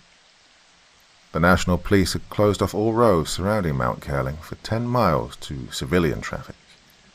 By the time the convoy passed the checkpoint, they were already well into the low foothills. We should be there within the next half hour. Christian's eyes shot open at Alvar's announcement. Looking out the truck's windows, she could see that the road had narrowed considerably, and their speed had slowed due to the increased level of snow on the road, which had yet to be cleared. The road was also climbing steadily, and the icy mountainside had closed in. We'll soon see what all the fuss is about here. Christian sat up, suddenly filled with energy after a short nap. Well, it seems that we've won the race, then. What's that? Said Logie. Captain Bjornsson said that we were in some type of race to get there, answered Christian. The question is, who were we racing against? I wouldn't know, said Logie. Like I said, it's very unlike the captain to be so cryptic. Well, said Alvar, the fact that we're in military uniform with rifles locked and loaded, and that we have the Viking squad attached to the unit tells me everything I need to know. The closer we get to our objective, the greater the danger we're facing. We need to be ready for anything. Attention, convoy, came Bjornsson's voice booming over the radio. Once we make the next turn in the road, our objective will be another 2 or 3 miles distant. It's inaccessible by road, so we'll have to stop about 1 mile from the location and walk the rest of the way. Radiation levels remain normal, but we'll continue to take readings along the way. Stay alert and keep your weapons on safe and at the high ready. In another mile or two, we'll be meeting with a friendly... A high-pitched howl ripped through the air as a missile came straight down and obliterated Captain Bjornsson's Arctic truck, practically vaporizing it with a warhead meant to kill heavily armored tanks. Gunnar! Screamed Kristin in horror, realizing that her associate in the lead vehicle had instantly been reduced to ash, along with Captain Bjornsson. Within a half-second, 2 rockets impacted into the next 2 heavier transport vehicles. Kristin barely had time to register that the rockets had been fired from a short distance away from the elevated ridges to their right before the front of her own Arctic truck crumpled from an explosion which tossed it into the air. Alvar's warning was cut off abruptly as Kristin's door was blown open and she found herself sailing through the air. The feeling of weightlessness, combined with searing heat and pain, racked Kristin's body as she was thrown like a rag doll. Her ears throbbed with a muffled ringing as time stood still. Out of the corner of her eyes, she could briefly see what remained of the vehicle she was just in, twisting in the air. Logie and Alvar's bodies slumped over in the burning front compartment. She landed with a hard thud in the snow, and the punch to her gut knocked the wind out of her. Something heavy crashed into the ground in front of her, missing crushing her head by only a few feet. Fighting unconsciousness, a shuddering Kristin dragged her agonizing body forwards. The blown-out front tire and wrecked front axle of the truck was laying in front of her where it came to rest. Weakly peering over the wreckage, she got a glimpse of the carnage playing out in front of her. All 4 of the trucks had been hit and were ablaze, bodies of the Icelandic defenders littering the snow. Only a few of the Icelanders seemed to be moving, visibly wounded and shaken up, while only 2 or 3 seemed to be returning fire at whatever had just ambushed them. The Icelanders' last stand was as brief as it was desperate, as automatic weapons fire mowed down the few remaining survivors. 50 meters to her right, Kristin could see several soldiers descending from their hidden firing positions on the ridge. As her sight faded, she could barely make out the bright red, white and blue flags which adorned their shoulders. "No," whispered Kristin as the darkness finally overtook her, mercifully ending the pain she felt in her neck, back and legs. "Oh God, no. I thought they were our friends." A United States Army Ranger stood 20 meters away, staring at the wreckage of the last vehicle in the convoy. The AT-4 rocket he'd fired had propelled the enemy vehicle into the air, causing it to rip itself apart as it somersaulted into the ground. The Ranger was impressed with the weapon, but thought that the rockets made in his own country were far better and easier to operate. "What are you staring at, Ranger?" came the voice of his commanding officer from behind him. "Thought I saw movement over there in the wreckage, sir," replied the Ranger. "Ah, forget it," said his commanding officer as he lit up a cigar. "There's nobody left alive here. Now, quickly. We're behind schedule and we need to move out now."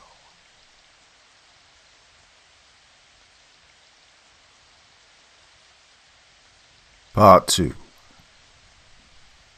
"Doc, get over here. We've got a survivor." Staff Sergeant Jacob Kanumba frantically began wiping snow off the body of the pale young lady he discovered lying in the snow behind the burning wheel and axle, looking for any obvious wounds and injuries. "What you got, Jake?" said Captain Allen as he and the team's medic, Sergeant Ratliff, ran to the black senior sergeant's side. "Shit, she's lost a lot of blood. Doc, can you help her?" Sergeant Ratliff knelt down beside Kristen, quickly shrugging off the heavy medic pack from his back. "She's barely alive," he said as he took her vitals. "Luckily the snow and cold has helped to staunch her bleeding, or else she'd be like her compatriots by now. Her leg's broken. If she was conscious now, she'd be in great pain. Help me, please. We have to turn her over. Watch your head, sir. We need to turn her body as one unit." Ratliff laid out a blanket on the snow next to Kristin, then supervised the team commander and senior sergeant in slowly and carefully turning the young lady over.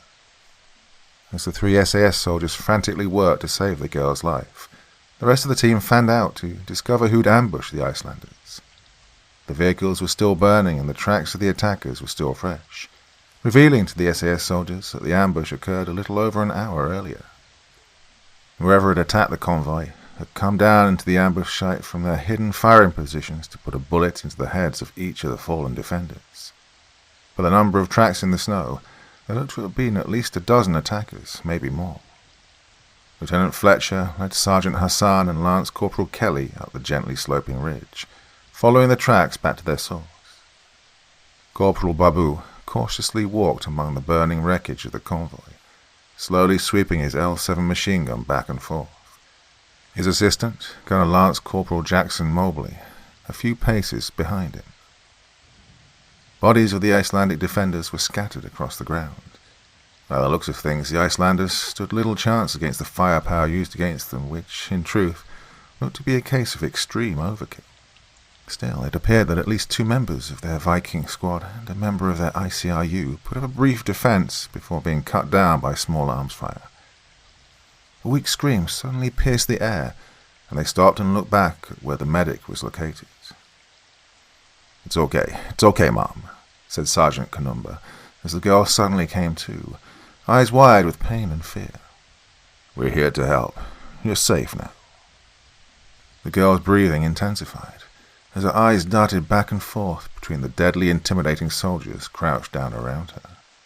Slowly the feeling began to return, as she let out an agonized howl of pain. "She's going into shock, Ratliff," said Captain Allen. Ratliff had just finished applying pressure bandages to her most serious wounds and was beginning to start an IV when the girl had regained consciousness. Sticking a needle into her arm, he said, "You'll be fine, Mom. We'll get you out of here. This is morphine. It'll alleviate the pain. Can you hear me? Do you know where you are?"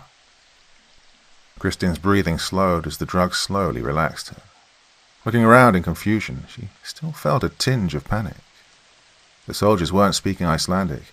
They were speaking English. She began to panic again, realizing that she'd been taken by their attackers. Anger and hatred mixed with fear as she began to weakly struggle against the enemy soldiers. They were supposed to be allies.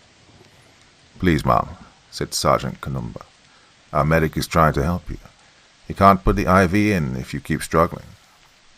Kristin's pale blue eyes shot to the black soldier speaking English with a heavy African accent. Before she passed out, Kristin could vaguely remember that the soldiers who attacked the convoy were all Caucasians, tall, lean Caucasians. These weren't the Americans. They were British? Kristin's mind began to fog over as the morphine took effect. "Americans," whispered Kristin. "What's that?" Captain Allen stared down at Christian, having wrapped the young woman in 2 layers of thermal blankets. "I can't hear what you're trying to say. Who did this?" "It was the Americans," whispered Christian before the wave of peaceful numbness and euphoria swept over her as the world went black again. "Hey, sir." Captain Allen's earpiece barked to life. "What have you got, Lieutenant?" said Captain Allen as he stood up and walked a few paces away from his medic. "Find anything?" Captain Allen was a tall, broad-shouldered officer with wavy light brown hair who, admittedly, was somewhat old for a captain. This was due to an unfortunate incident at Camp Bastion in Afghanistan when, as a Spec Ops lieutenant, Allen's fist had a disagreement with a pompous supply captain's jaw when the lazy captain didn't quite display the motivation necessary to issue the vital night vision equipment Allen's team needed for an upcoming night raid against Taliban insurgents. The supply chain's father turned out to be a brigade commander, and it was only Lieutenant Allen's standing as an SAS officer that saved him from court-martial, though the incident had blocked his promotion to captain by 3 years. Far from being bitter about the incident, Captain Allen found out that it was rather a blessing, as he'd since never had to bother with supply chain bullshit bureaucracy before a vital mission, else the offending supply officer found himself with a broken nose. "We found the ambush site on a slightly elevated ridge 150 meters due east of your position," replied Lieutenant Fletcher. "Classic L-shaped ambush. Several spent shell casings on the ground. 556 and 762 NATO. 3 discarded A-24 launchers and a launcher from a Javelin and, sir, the markings are in English." Captain Allen looked back at the girl.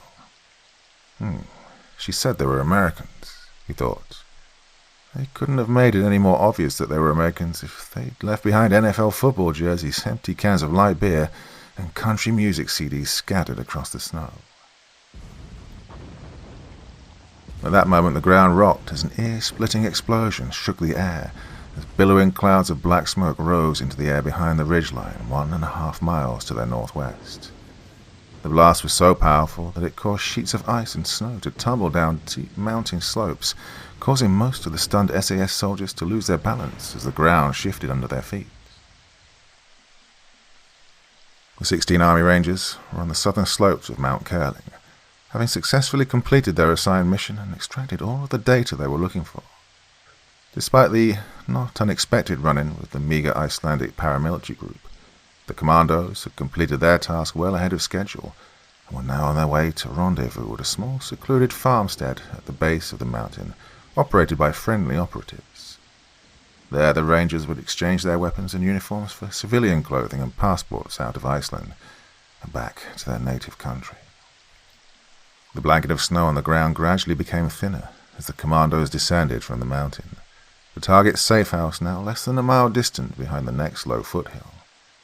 The Ranger captain was taking the point position, leading his men in a single column down the mountain. The land around him was almost surreal, beautiful, expansive and seemingly untouched by human hands, save for a few narrow roads visible in the distance.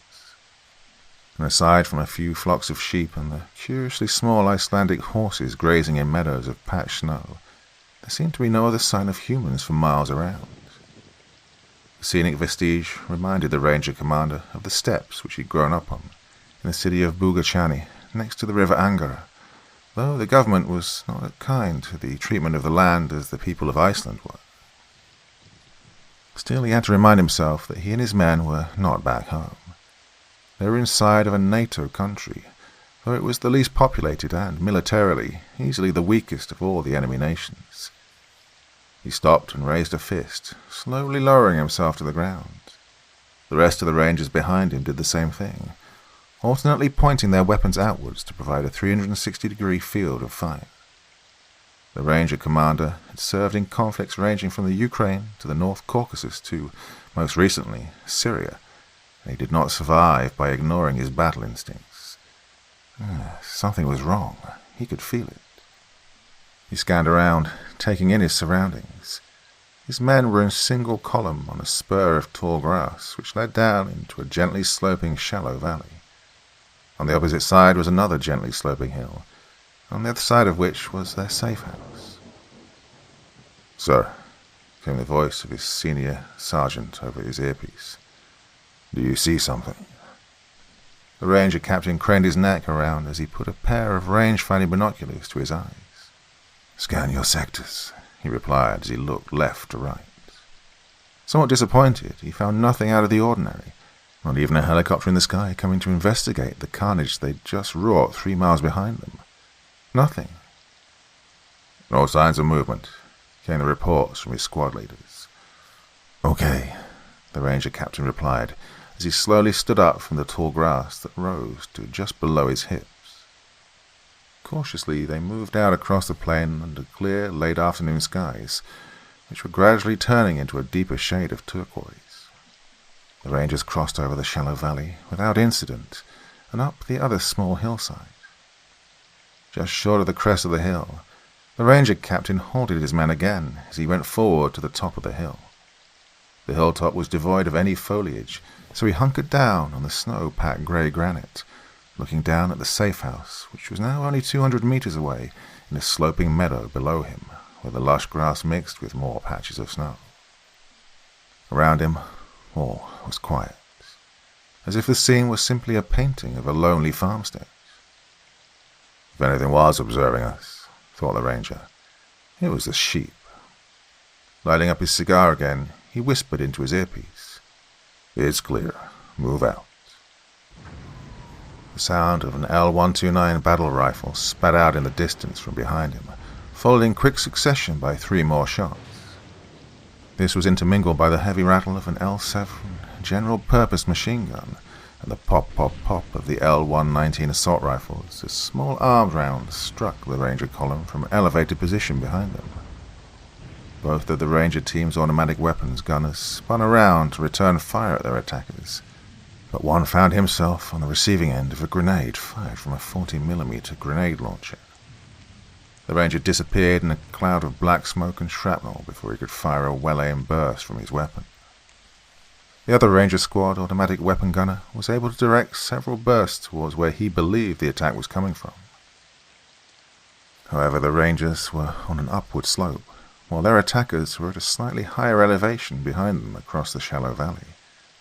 This put the rangers at a disadvantage, as the only way they could get out of the kill box was to climb their way upwards while firing at the enemy behind them on the higher slope. If the rangers could make it to the top of the hill, they could then take cover behind the rocks and fire down on their attackers. The rangers' 240 Bravo machine gun began barking, and the heavy rounds slammed into the ambushers' positions as the rest of the rangers bounded up the slope, teams alternately firing while other teams moved, thereby providing a constant stream of fire towards their unseen enemies. Still, until the rangers made it to the top of the hill, they were in a dangerously exposed position, and well-placed shots from L-129 battle rifles silenced the rangers' machine gun, while a burst of automatic weapons fire threw the ranger squad automatic weapons gunner sprawling to the ground as the round stitched across his chest. Still, the rangers didn't quit fighting, even despite losing all of their automatic weapons. In fact, the rangers were succeeding in increasing their return fire against the enemy positions on the hill behind and above them. It was quickly becoming apparent that the rangers, although they were at a disadvantage due to the terrain, had an almost 2-to-1 numerical advantage over their ambushes. One ranger launched a 40mm grenade towards the position where he suspected the enemy had emplaced their machine gun, and after the grenade exploded, the enemy machine gun went silent.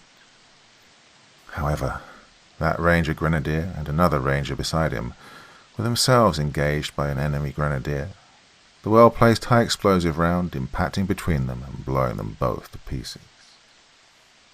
By now, the first 2 rangers had gained the opposite hilltop and were in the process of taking up firing positions when enemy small arms fire struck them both at the base of their spines, toppling them over the other side.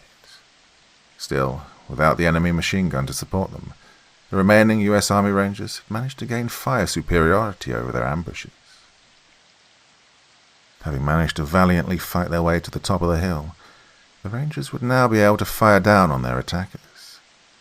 Just as the tide of the battle had shifted into the Rangers' favor, the enemy machine gun suddenly began barking again, sending dozens of rounds into the remaining U.S. Army Rangers who had just crested the hill.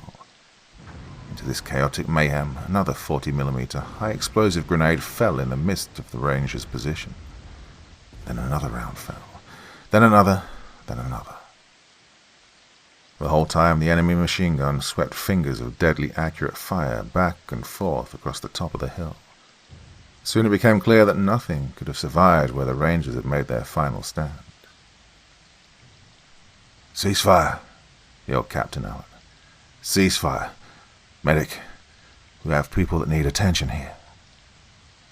Several minutes later, Captain Allen, Sergeant Hassan, and Lance Corporal Kelly were on the opposite hilltop looking down at the bodies of the half-dozen dead men wearing U.S. Army Ranger combat uniforms who'd made it to the top of the hill.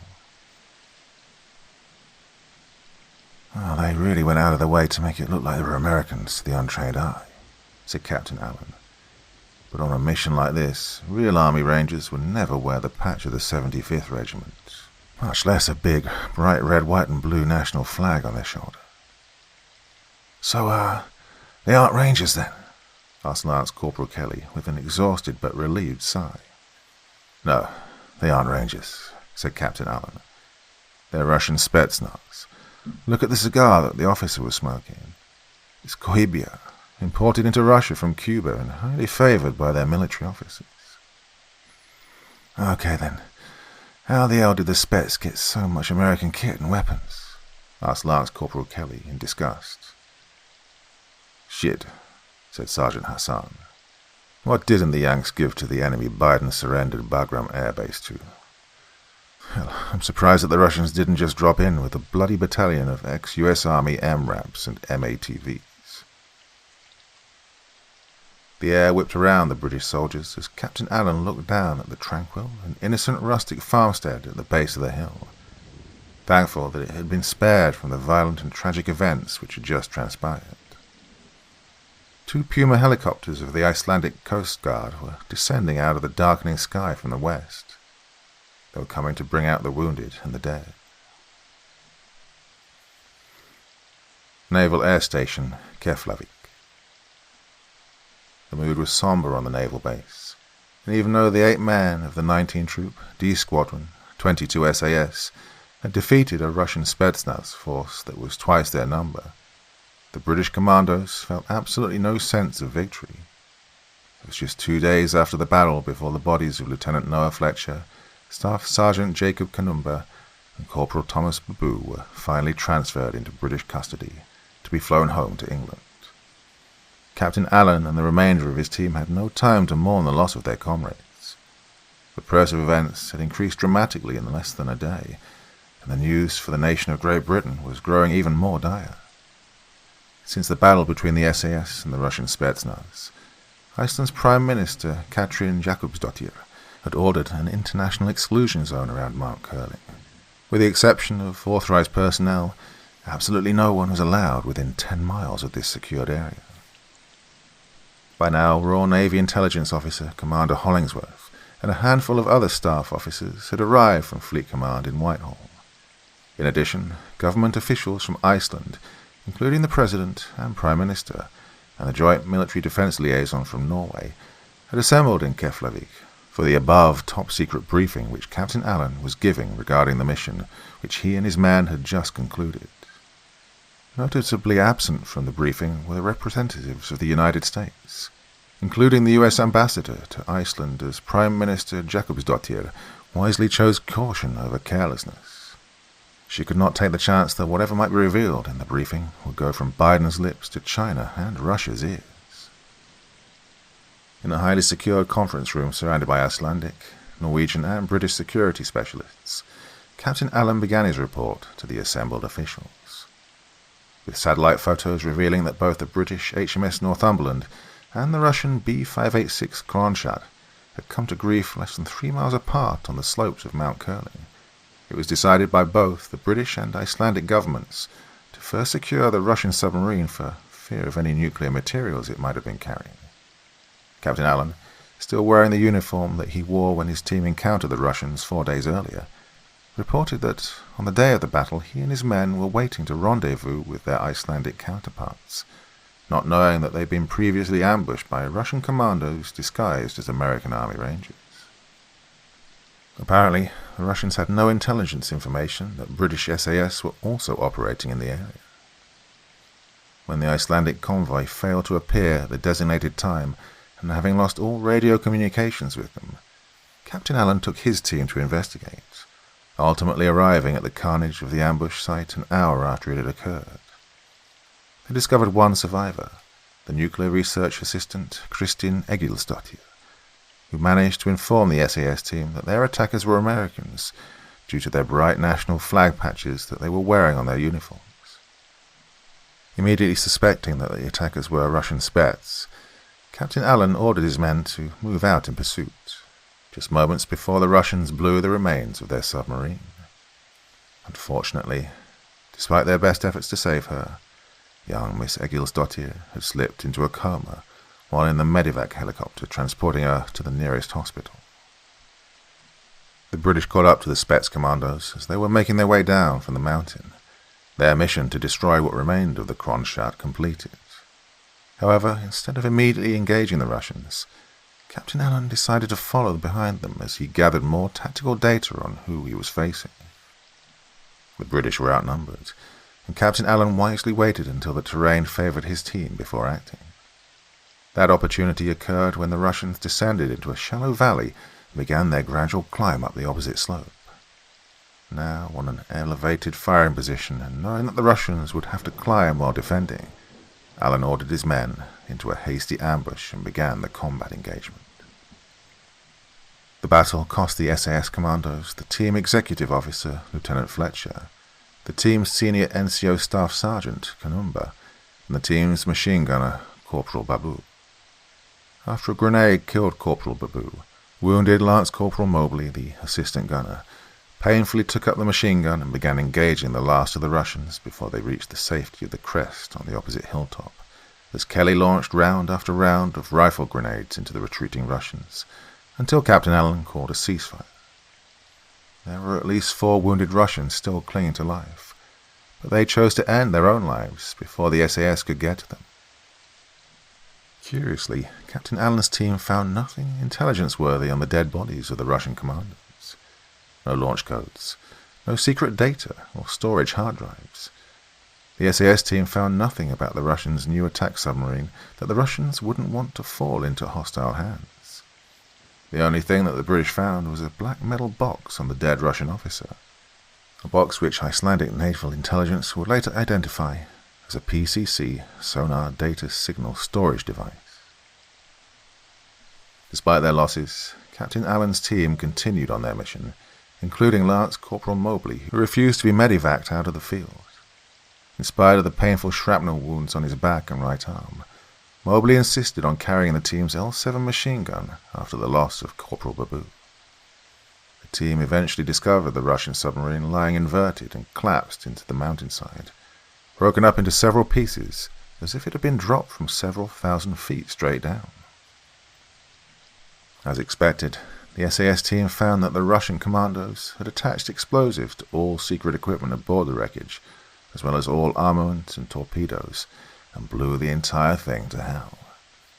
Thankfully, that Larder-class attack submarine was conventionally powered and carried only conventional weapons, meaning it had no nuclear materials aboard.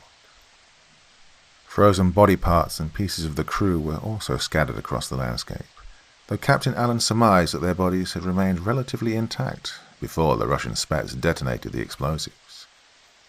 The identification tags of the dead crew had not been collected by the Spets commandos, which came as no surprise to Captain Allen. The Russian government still considered those who courageously pledged their lives to defend the motherland to be nothing more than nameless cannon fodder, names easily forgotten except to those families whom Vladimir Putin would ascribe the title of hero in order to placate their grieving widows and mothers. After turning the sonar data storage device over to Icelandic Coast Guard Naval Intelligence, the British commandos were finally able to investigate the wreckage of the Royal Navy destroyer. It was 2 days after the battle, and a small contingent of British Royal Marines and Icelandic police had secured the base of the mountain, allowing Captain Allen, Hassan, Ratliff, and Kelly, now accompanied by Commander Hollingsworth, who had arrived with the Royal Marines, to be able to go back up the mountain. As this part of the mountain had been judged to be too steep for helicopter insertion, they would again have to drive up the snow-covered roads using a borrowed Marine Land Rover. Going with them in another truck were Icelandic medical and forensic examiners, while a squad of British Marine escorts brought up the rear in another Land Rover. It was about an hour's drive until the small convoy reached the point in the road where they would have to dismount from the trucks and hike the rest of the way. After another 30-minute climb up the mostly rocky slopes, the group finally reached the place where the British destroyer had come to rest. What remained of the HMS Northumberland hardly resembled a ship at all. It had crashed down on its starboard side at the top of a ridgeline, a third of the destroyer's aft end then breaking away and falling an additional 100 feet into a ravine. What remained of the ship was broken apart into several smaller pieces, its hull ripped and segmented, while the upper superstructure, radar masts and gun turret had separated from the rest of the destroyer and were tossed haphazardly about the mountainside. While the Marines secured a loose perimeter around the site, the forensic and medical examiners began the grim task of examining the bodies of the crew, whilst Captain Allen and the rest of his team began sifting through the wreckage in search of evidence of how this tragedy had occurred, and, specifically, the Northumberland sonar signal storage device. When the group finally returned to Naval Station Keflavik, they found that the international news media had already been busy spinning their version of the incident to suit their own political narratives. Chinese President Xi Jinping joined Russian President Vladimir Putin in condemning Great Britain for their unprovoked attack, which had sunk the B-586 Kronstadt in the Atlantic, with all hands on board. The Chinese president even going so far as to accuse the United States of being complicit in the attacks, unless the American president made visible and open gestures to condemn and rebuke Britain for their criminal acts which could recklessly lead to a nuclear war. For his part, American President Joe Biden recalled the USS Harry S. Truman Carrier Battle Group from the multinational NATO Joint Forces naval exercises and ordered all U.S. ships to return to Naval Station Norfolk. On the same day, Biden authorized a transfer of $60 billion to Vladimir Putin to help Russia pay for their trans-European oil pipeline, claiming that his actions had been forced upon him by the political failures of the last American president. The American news media predictably painted the picture of a bold and decisive Joe Biden who was compelled to do what was necessary to prevent a nuclear war. For several days afterwards, the popular talking point with the White House press secretary and repeated ad infinitum with the American Democrat Party press corps was, "Retreat means victory." Captain Allen's briefing was halted briefly when an aide to the Icelandic president entered and whispered into his ear, to which the annoyed President Johannesson replied in English, "Please tell President Biden that the adults are having a meeting right now, and to please go have an ice cream until I return his call." After President Johannesson nodded, Captain Allen continued his briefing, reporting that they spent another day at the site, collecting and identifying the bodies of the dead crew members, the startled medical examiners coming to the conclusion that the crew did not die from the fall, but they were already dead before the destroyer came to rest on the mountaintop. Having gathered all the data they were looking for, and after holding a memorial to the 180 courageous British souls who had served their nation with bravery and honor, the group finally descended from the mountain, their passage marked by several explosions as the PE-4, which Captain Allen's team attached to the ship's secret equipment, detonated. Captain Allen turned the briefing over to Commander Hollingsworth, and the attractive young naval intelligence officer stepped up to the elevated edge in the middle of the conference room and to a long metal table. Unlike Captain Allen, who was still in his battle dress, Captain Hollingsworth was wearing a sharp, tight-fitting black naval dress uniform of a naval officer. With her she carried a small metal black box and a cord which she placed on the table. Connecting the cord to 2 speakers mounted on metal poles behind her, Commander Hollingsworth introduced herself to her audience and said, "This is the data which Captain Allen and his team retrieved at great cost from both the Russian submarine and our naval destroyer. These are the sound recordings which both unfortunate vessels captured on their separate sonar data signal storage devices shortly before all contact was lost with them. We believe that what is recorded here is what caused the tragedy that befell the 2 vessels." Commander Hollingsworth reached into a pocket of her dress uniform and pulled out 2 white dominoes, which she placed on the table in front of her. "What you are about to hear will not be overly loud, but out of an abundance of caution, I would ask that you all place the earplugs that we provided you with into your ears." She waited patiently as her audience did as she requested. Then, having placed her own earplugs in, Commander Hollingsworth turned to the black metal box. Suddenly, the small side door next to the podium swung open as Sergeant Hassan abruptly entered the conference room and quickly approached Captain Allen. "My apologies, ladies and gentlemen," announced the SAS sergeant before whispering something in Captain Allen's ear. The SAS commander turned to Commander Hollingsworth and simply nodded before inexplicably leaving with Sergeant Hassan. Somewhat confused, Hollingsworth nonetheless activated the power switch on the metal box and, at that moment, the course of human history inexorably changed.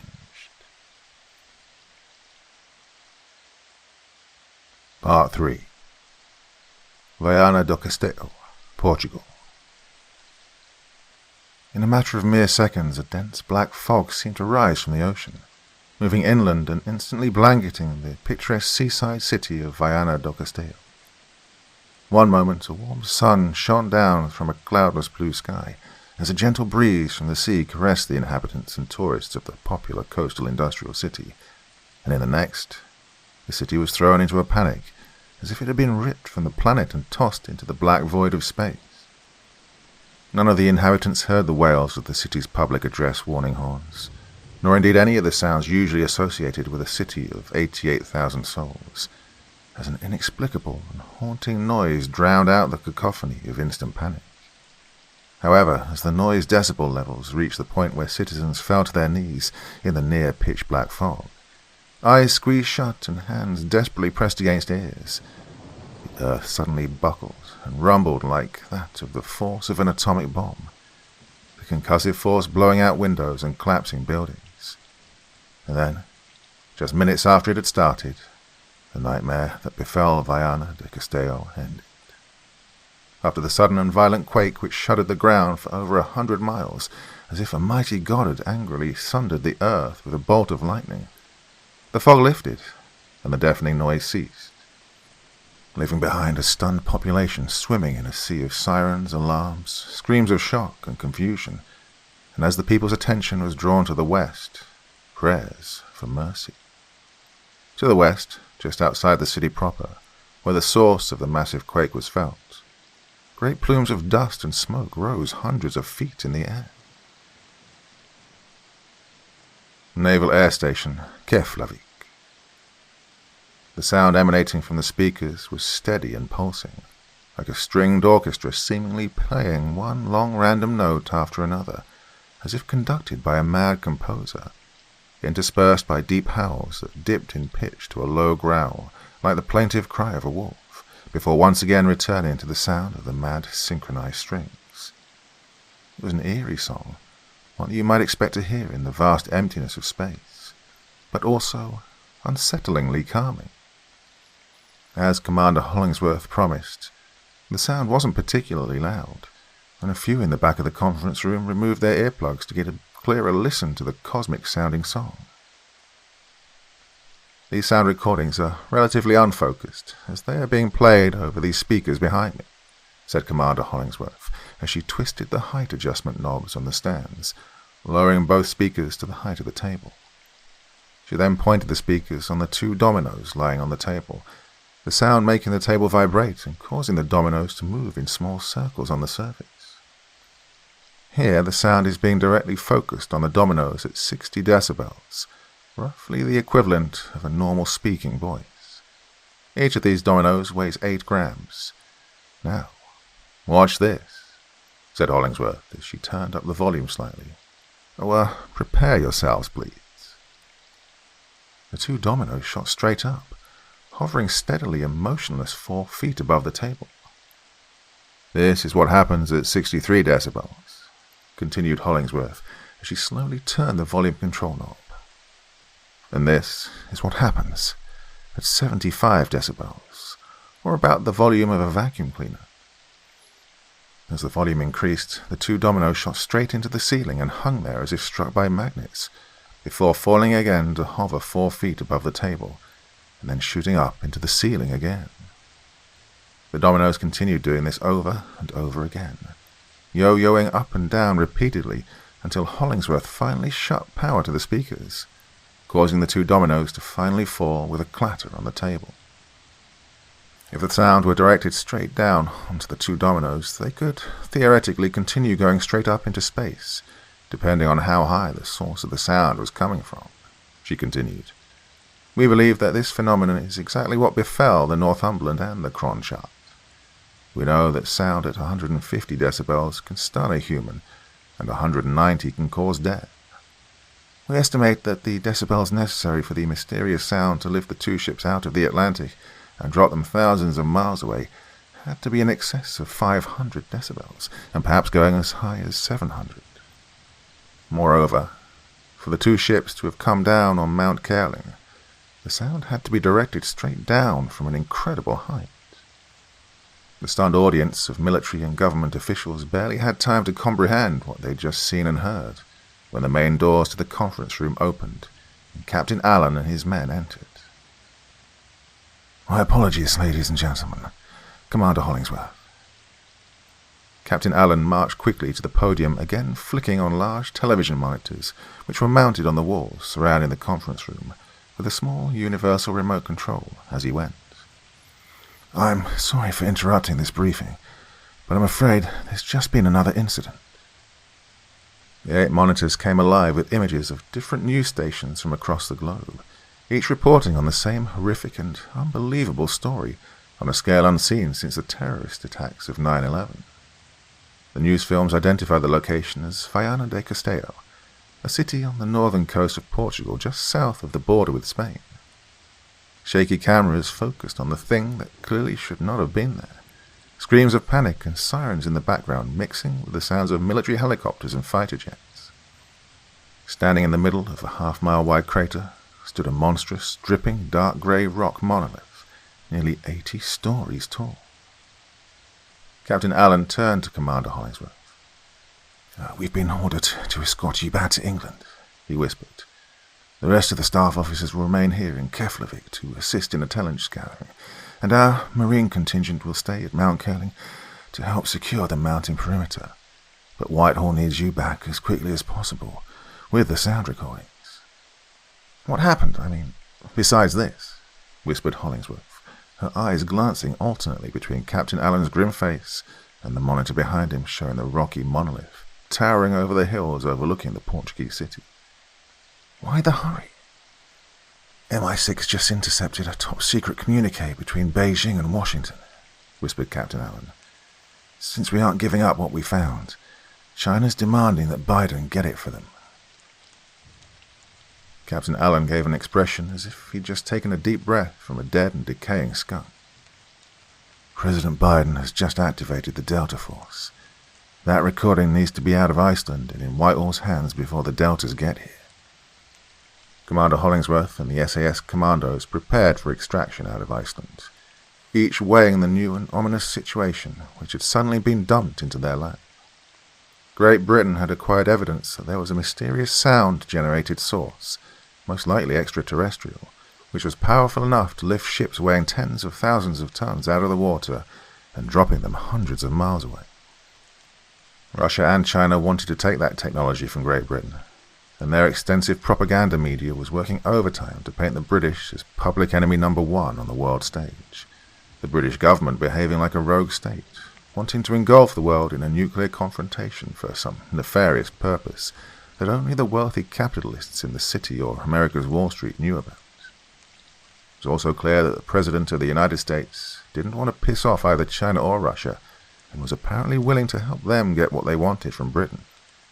Lastly, and more importantly, Great Britain would be well and truly alone when China, Russia, and eventually the United States came to get what the SAS had recovered. Over the North Atlantic. At 0400 hours in the morning, a British Aerospace 146 transport lifted off from Naval Air Station Keflavik with Captain Allen's SAS team and Commander Hollingsworth aboard. An RAF Eurofighter Typhoon flying escort back to Britain. Commander Hollingsworth sat alone in a seat next to the left wing of the plane, reading the streaming news reports of the incredible event which had occurred in Portugal. Though she'd been up for nearly 30 hours, she was far from sleepy. It was only a 3-hour flight to London, and the Ministry of Defence would surely be expecting a report from her as soon as they landed. Not much time to prepare. A huge chunk of rock which had fallen out of the sky and landed on the outskirts of Viana do Castelo had killed 127 unfortunate people. It was 80 stories tall, rectangular, with 4 distinct sides, each measuring a quarter-mile long. It was estimated to weigh at least 300,000 tons. Seismic and sonar readings captured acoustic anomalies out in the Atlantic Ocean, indicating that the monolith did not fall from space, but was actually a section of the Earth's crust pulled straight up and out of the Atlantic fall.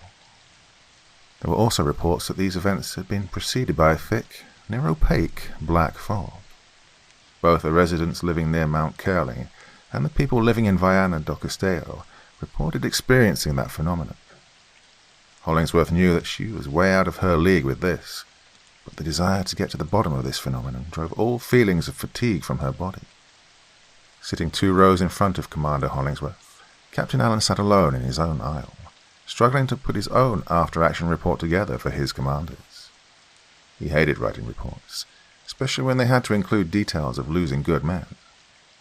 What he dreaded the most was writing the letters to the families. What could he possibly say to Lieutenant Fletcher's new wife, Kanuba's mother in Nigeria, Corporal Babu's daughter? There was no way that the Ministry of Defence could let them know the truth. He'd have to tell their families a bright and shining lie. The wounded Lance Corporal Mobley escorted his fallen comrades back to England 2 days later, leaving Captain Allen with Sergeant Hassan as his new senior NCO, as well as his medic Radcliffe and Lance Corporal Kelly in case there was trouble. His guts were in knots. Allen had worked with Delta on a few ops in Afghanistan. These new political circumstances, which might now put the SAS at odds with America's elite secret anti-terrorist unit, made him sick to his stomach. Captain Allen looked at his watch. 1 more hour before they landed. He exhaled, remembering he'd spent exactly 16 hours of his 2-week leave time with his family before 22 SAS called him back to duty. The bittersweet memory returned to the SAS officer of how he'd won a bet with his XO, Lieutenant Fletcher, who wagered him 20 quid that Squadron would recall Allen back to duty after only 2 days' leave. Maybe after all this was over, Squadron would let him be able to pick up his vacation where he'd left off. This was the 3rd year in a row where he had missed little Chloe's birthday because the army called Daddy away. Across the aisle, and 2 seats behind Commander Hollingsworth, Lance Corporal Kelly was rudely awoken by a kick to the back of his seat. Removing his headphones, he leaned over the back of his thickly padded chair. "Can I help you, Sergeant?" "Yes, you can, Lance Corporal," said Sergeant Hassan. "You can turn that bloody mumble crap down. I can hear that shit from back here." "Sorry, Sergeant," said Kelly, turning off his phone. "Liz Uzivert helps me unwind." "Liz Uzi... who?" said Hassan. "Little talentless bitch, you mean? Get some rest, man. This isn't over by a long shot, lad, and you'll need all the energy you can get after we land." Ignoring the comment, Kelly smiled a toothy smile at Hassan. "So, Sergeant," he said, turning his head to look at the golden locks flowing down from the back of Commander Hollingsworth's head. "Do you, think—" "No, I most certainly do not, Kelly," replied Hassan. We're both about the same age, and besides, protested Kelly. Besides, she's so far out of your league that it would be like comparing a blue whale to a fucking cucumber, replied Hassan. Now sit down and go to bloody sleep. Okay, Sergeant, replied Kelly, sinking back into his seat. She doesn't look like a cucumber to me, though. An hour later, Commander Hollingsworth was still staring at her laptop, deep in thought and with a growing feeling of dread building up inside her. Care for a nice cup of tea, Mum? Commander Hollingsworth looked up, a surprised smile appearing on her face as she accepted the cup from the soldier. Oh, thank you. Corporal Kelly, isn't it? Last corporal, actually, he said, smiling at the attractive officer who had remembered his name. If you, don't mind me saying so, I noticed that you haven't rested any since we got back from Mount Curling. Do they not allow you to sleep in Whitehall? Well, I could say the same about you and your mates, Lance Corporal, said the commander, sipping the Earl Grey tea. Yeah, well, that's actually a part of our training, said Kelly. I don't mean to sound forward, Ma'am, but you look bothered by something. May I ask why? Commander Hollingsworth was used to officers her age attempting to flirt with her, but they were usually at least her rank or higher. Were all SAS members so straightforward and confident? Normally she put the lower rank in their place, but right now she didn't mind the company. Motioning Kelly to take the seat beside her, she turned her laptop and said, Look at this. I've plotted the 2 points of where we believe the sonic anomalies occurred. They're roughly 250 miles apart here in the Atlantic. Just on a hunch, I've plotted where the next occurrence should happen. If I'm correct, the next phenomenon should happen right about here, 250 miles northeast of where that rock was pulled out of the Atlantic. She marked the spot with a red X in the southern waters between Ireland and England. Said Kelly, unsure as how to reply. That's, worrisome. Yes, agreed Commander Hollingsworth, and all the more so since we'll be flying very close to that location right before we land. Really? Said Kelly, a hint of concern in his voice. When will we be coming into the vicinity? Well, said Commander Hollingsworth, checking her watch, I'd say we'll be near those coordinates right about... Ladies and gentlemen, this is Captain Stratton. The sudden announcement by the pilot momentarily startled Commander Hollingsworth. We are on the final approach to London Heathrow. We should be on the ground in approximately... What the bloody hell? As the transport banked to the right, Commander Hollingsworth looked out of the window and whispered, Oh, Lord. Unable to see over Commander Hollingsworth, Kelly ran to the empty seat in front of her, pressing his face to the small window. In the seat in front of him, a grim-faced Captain Allen also had his forehead pressed against the window. The sun hadn't yet crested the horizon, and the skies were just turning to a lighter shade of purple. They could see a thick layer of clouds below the aircraft, the silhouette of the Typhoon fighter still flying escort a half-mile off the left wing. However, 3 miles in the distance to the northwest, a blindingly bright dot stood stationary in the sky at an altitude of 10,000 feet higher than the jet fighter. A roiling mass of dark clouds circulated underneath the glowing object, which seemed to reach down and disappear in the cloud layer thousands of feet below. The cloud-like projection, almost opaque in its blackness, kept a very defined thin conical shape with the point originating from the bright object and stretching down through the blanket of clouds and presumably to the sea. But strangely there was no whirling effect, as if the clouds had remained untouched by the phenomenon.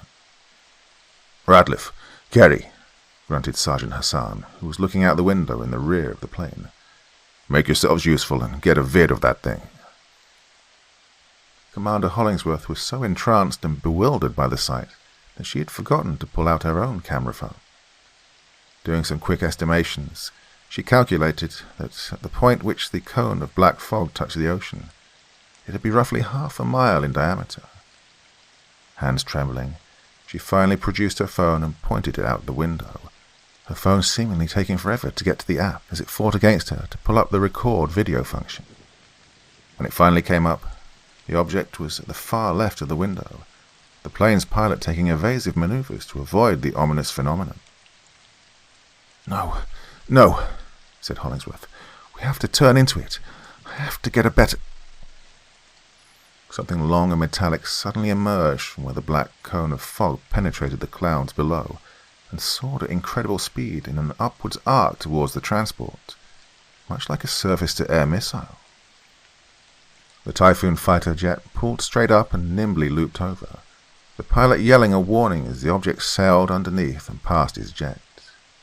The captain of the transport banked the aircraft sharply as the object flew past, Commander Hollingsworth clearly seeing the name Greenpeace Arctic Sunrise on the side of the green-painted ship, as it somersaulted 100 meters past the transport's left wing and disappeared. Scrambling over to the other side of the aircraft, Hollingsworth and the rest of the SAS soldiers watched in horror as the doomed ship tumbled end over end towards the coast of southern England. "Oh, it's going to hit land," grunted Captain Allen.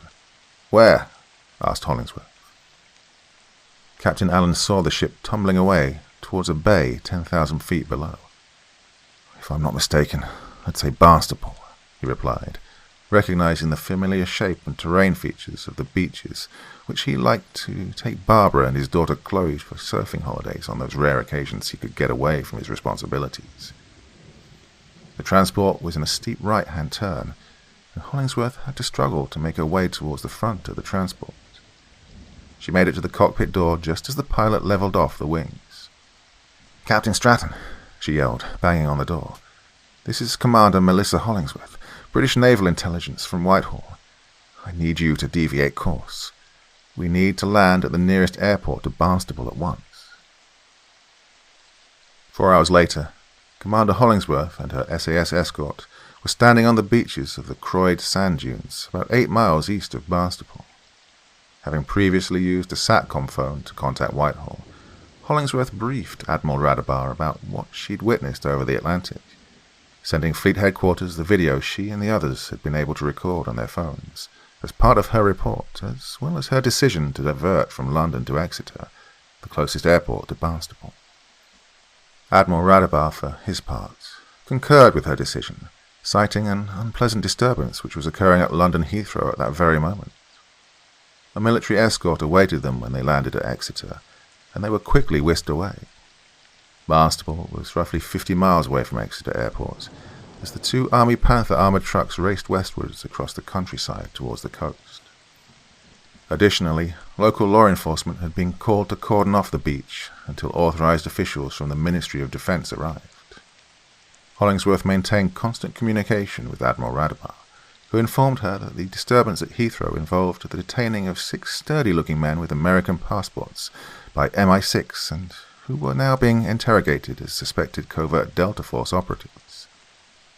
Radabar cautioned Hollingsworth to get the mysterious sound recording back to London as soon as possible, but to use the most circuitous route necessary to avoid detection. Captain Allen was also on the radio with 22 SAS back at Stirling Lines, informing them of the change in the situation and that his team was currently escorting Commander Hollingsworth and the sound recording to Barnstaple. When the 22 commander inquired if Captain Allen needed backup to meet them there, Allen replied in the negative, stating that the Americans were probably tracking all SAS movements from Stirling Lines, but to have the QRF, Quick Reaction Force, ready to move if the situation deteriorated. Captain Allen had asked Admiral Radabar if he could see the mugshots of the Americans detained at Heathrow, his heart dropping when he recognized one of them as Colonel Scheller, the Delta team leader that he'd worked with in Afghanistan. Scheller was a former United States Marine Lieutenant Colonel before he joined the Delta Force, and Captain Allen knew him as one of the best in the world at infiltrating into foreign countries unnoticed. Captain Allen knew that Scheller would never have allowed himself and his team to be intercepted at Heathrow unless Scheller wanted to be intercepted. A small spark of hope flamed in Captain Allen's heart. At least a few American military operatives weren't joining their president in selling out to the communists. The Greenpeace ship Arctic Sunrise was in the North Atlantic to protest and disrupt the annual NATO Joint Forces naval exercises. However, she was forced to return to port in Amsterdam when the naval exercises were cancelled due to the Americans pulling out at the behest of the Chinese. The Arctic Sunrise's last reported position was roughly 250 miles northeast of the location where the 80-story trunk of the Atlantic sea floor was pulled out of the ocean and dropped on Portugal. As with the HMS Northumberland, the Greenpeace Arctic Sunrise was a smashed and crumpled wreck, laying almost inverted on the sandy beaches of the Croyd sand dunes. It was crushed almost flat after its fall from thousands of feet.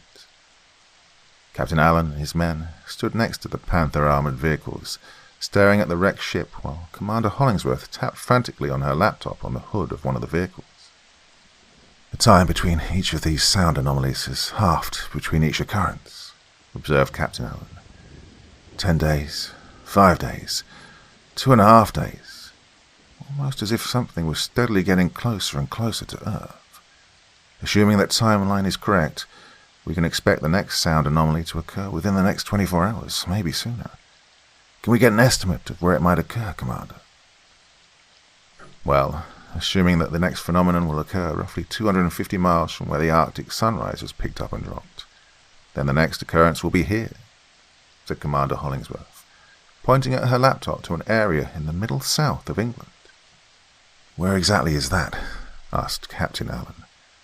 Wiltshire, replied Hollingsworth.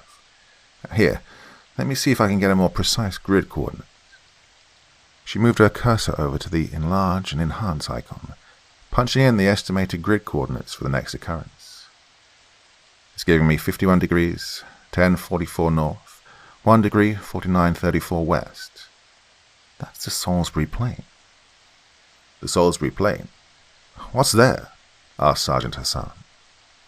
The graphic continued to zoom in and clarify, and eventually an image steadily came into focus on the laptop screen. Are you fucking shitting me? Muttered Sergeant Ratliff, eyes wide at what he was looking at.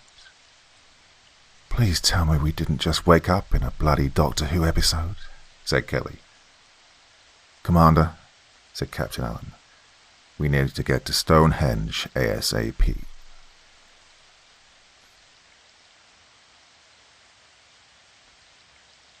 Part 4. 1400 hours, the Salisbury Plains. At this point, it would have been pointless for the British government to try and hide its military movements with regards to what was being called the sonic anomaly in top-secret government and military communiques. Commander Hollingsworth had been working on reversing the mysterious sound recording, in effect trying to play it backwards in an attempt to create a counteractive sound which might disrupt or reverse the sonic anomaly. On the Salisbury Plains, 6 military trucks mounting the new LRAD, or long-range acoustic devices, were positioned to face the iconic Stonehenge monument.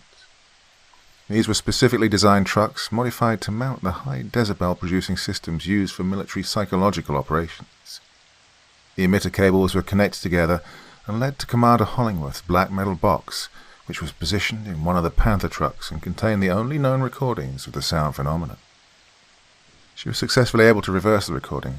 There was no time to properly test to ascertain if it would work as it should if the sonic anomaly phenomenon indeed happened here. Each of the LRAD speakers could generate over 150 decibels, the entire setup being called a sonic disrupting amplifier, and necessitating the personnel within the cone of sound to have to wear 2 layers of hearing protection or else lose consciousness once the system was activated. Captain Allen's men were still with Hollingsworth, but had now been reinforced with 2 companies of British Army infantry, 4 Challenger tanks, and a pair of Typhoon fighters orbiting overhead, along with a plethora of government scientists mixed in for good measure. I'm definitely getting an Invaders from Mars vibe here, sir, said Sergeant Hassan.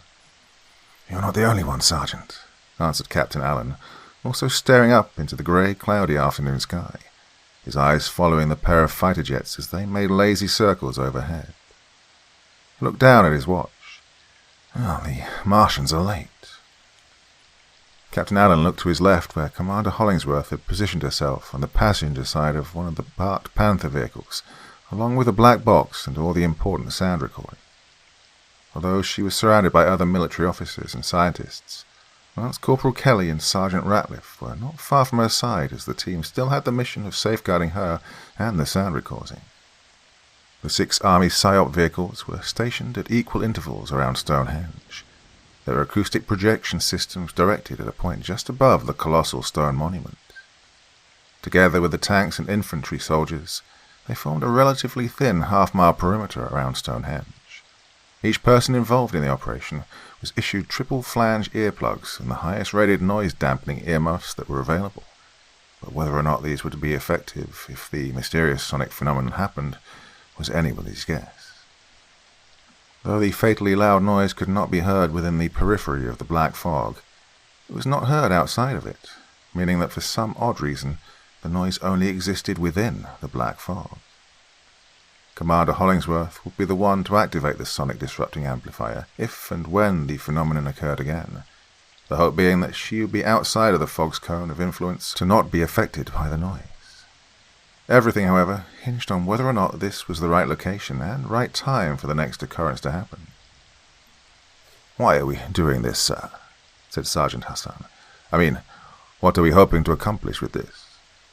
"Well," replied Captain Allen, "we know that there is some type of intelligence behind this.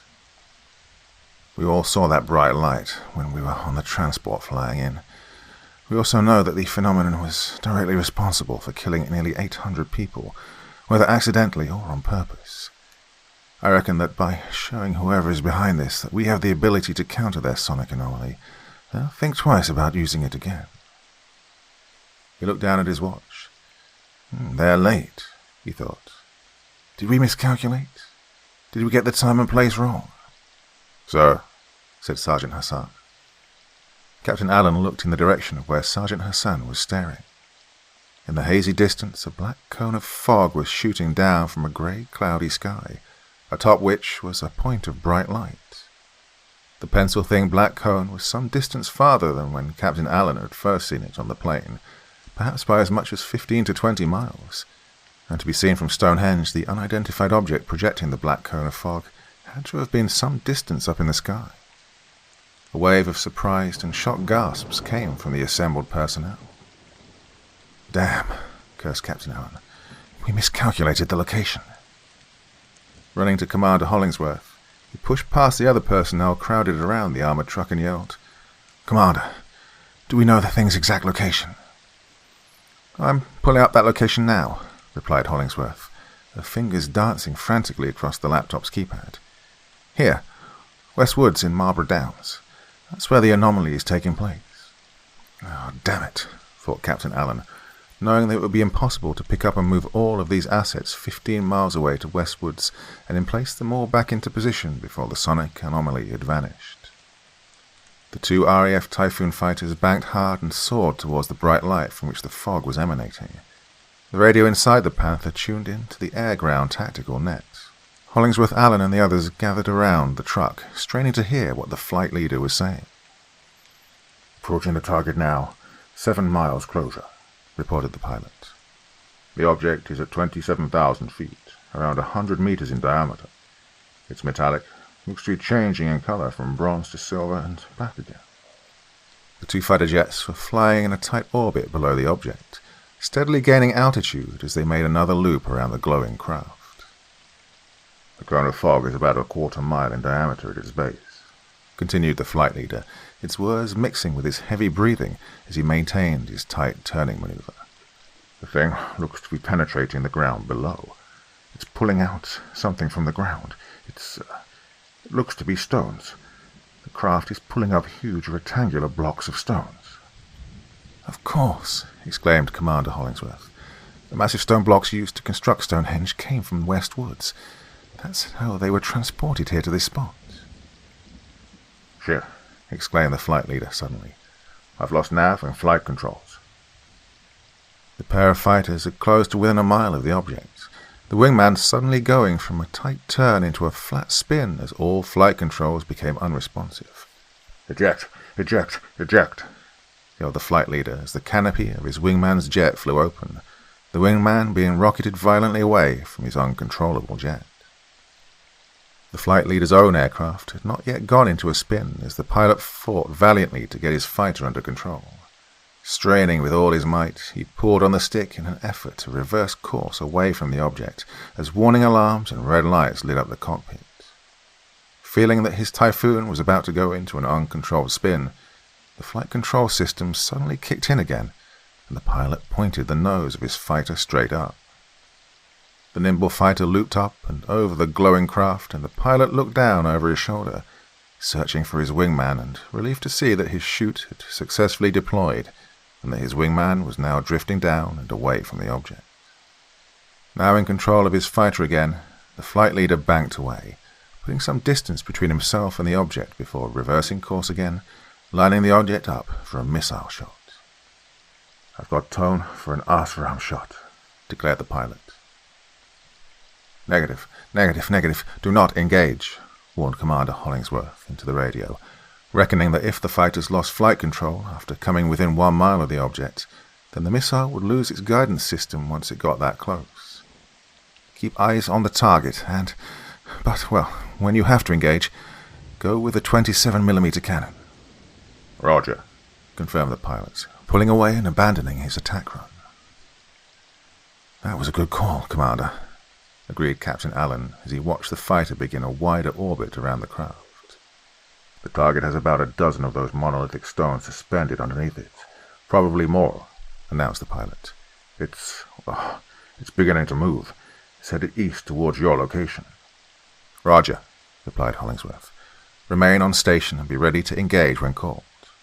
"Roger," confirmed the pilot as the unidentified glowing craft sailed silently across the sky, the thick black fog no longer touching the ground anymore, but reaching down just far enough to keep the massive 25-ton monolith suspended in a triangular formation 6,000 feet above the ground, while steadily closing the distance to the Salisbury Plain.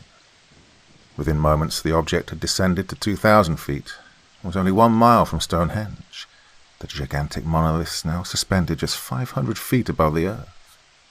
As it approached the thin perimeter established by the military around the monument, the personnel and vehicles which the object would pass over scattered, fearful of being caught up in the cone of the fatal audio anomaly.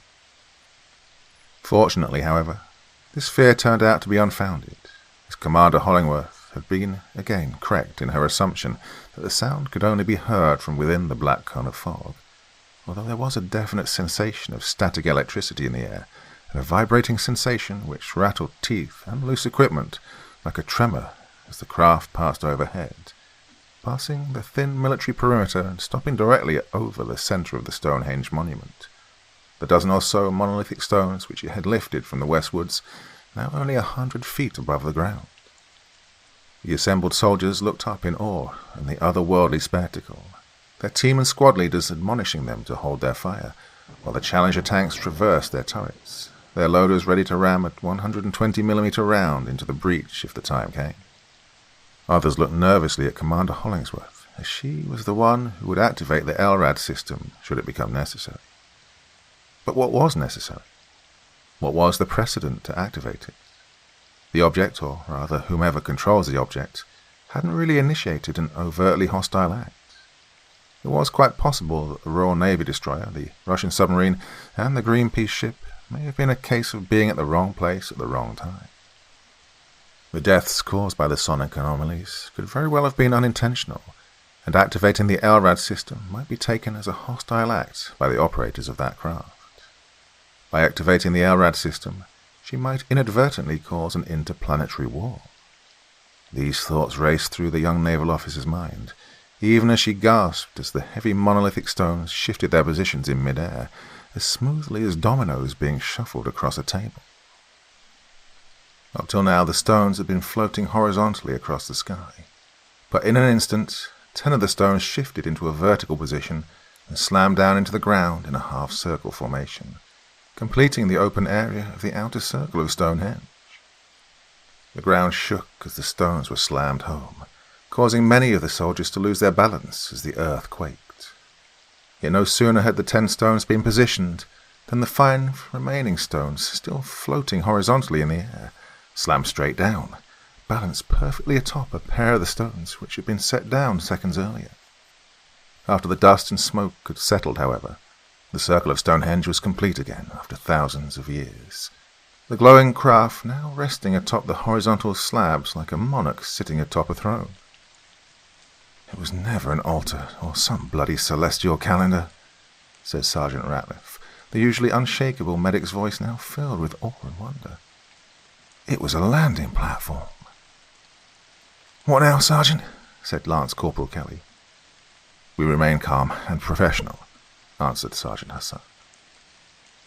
"Hey, Sergeant," yelled Captain Allen to a group of 3 soldiers standing next to a nearby Land Rover. "What are the radiation level readings?" The sergeant in charge of the nuclear, biological, chemical, radiological detection units was snapped out of his trance as the SAS commander yelled out his question. "What? Oh, right, sir," the NBC sergeant said, taking the device from one of his soldiers and reading the results. "The levels are high, sir. Approaching unsafe levels. We may have to pull—" The black fog that enveloped them came on as instantaneously as the earth-shattering sound that hit with the force of a tidal wave, knocking everybody off their feet as the earth began to rumble and quake, rolling and heaving as if alive and angry. The eerie cosmic sound erupted from the craft, with a concussive force so extreme that it would have immediately incapacitated everyone the second it hit, had it not been for the double layer of hearing protection they were issued with. Still, those protective measures were taken in the event that they were operating near the cone of fog. It wasn't meant to be used while directly inside of the fog, and under such intense sonic force, which, at this range, would become fatal in a matter of minutes, unless they could get out from under the black fog. Captain Allen was on his knees, pressing his hands to his ears and wondering why the LRAD system hadn't been activated, as panicking soldiers collided with him in their confused efforts to crawl away from the source of the noise. Unknown to him, the near-opaque fog had risen so quickly that no one saw Commander Hollingsworth being tossed out of the bucking Panther truck before she could even activate the LRAD system.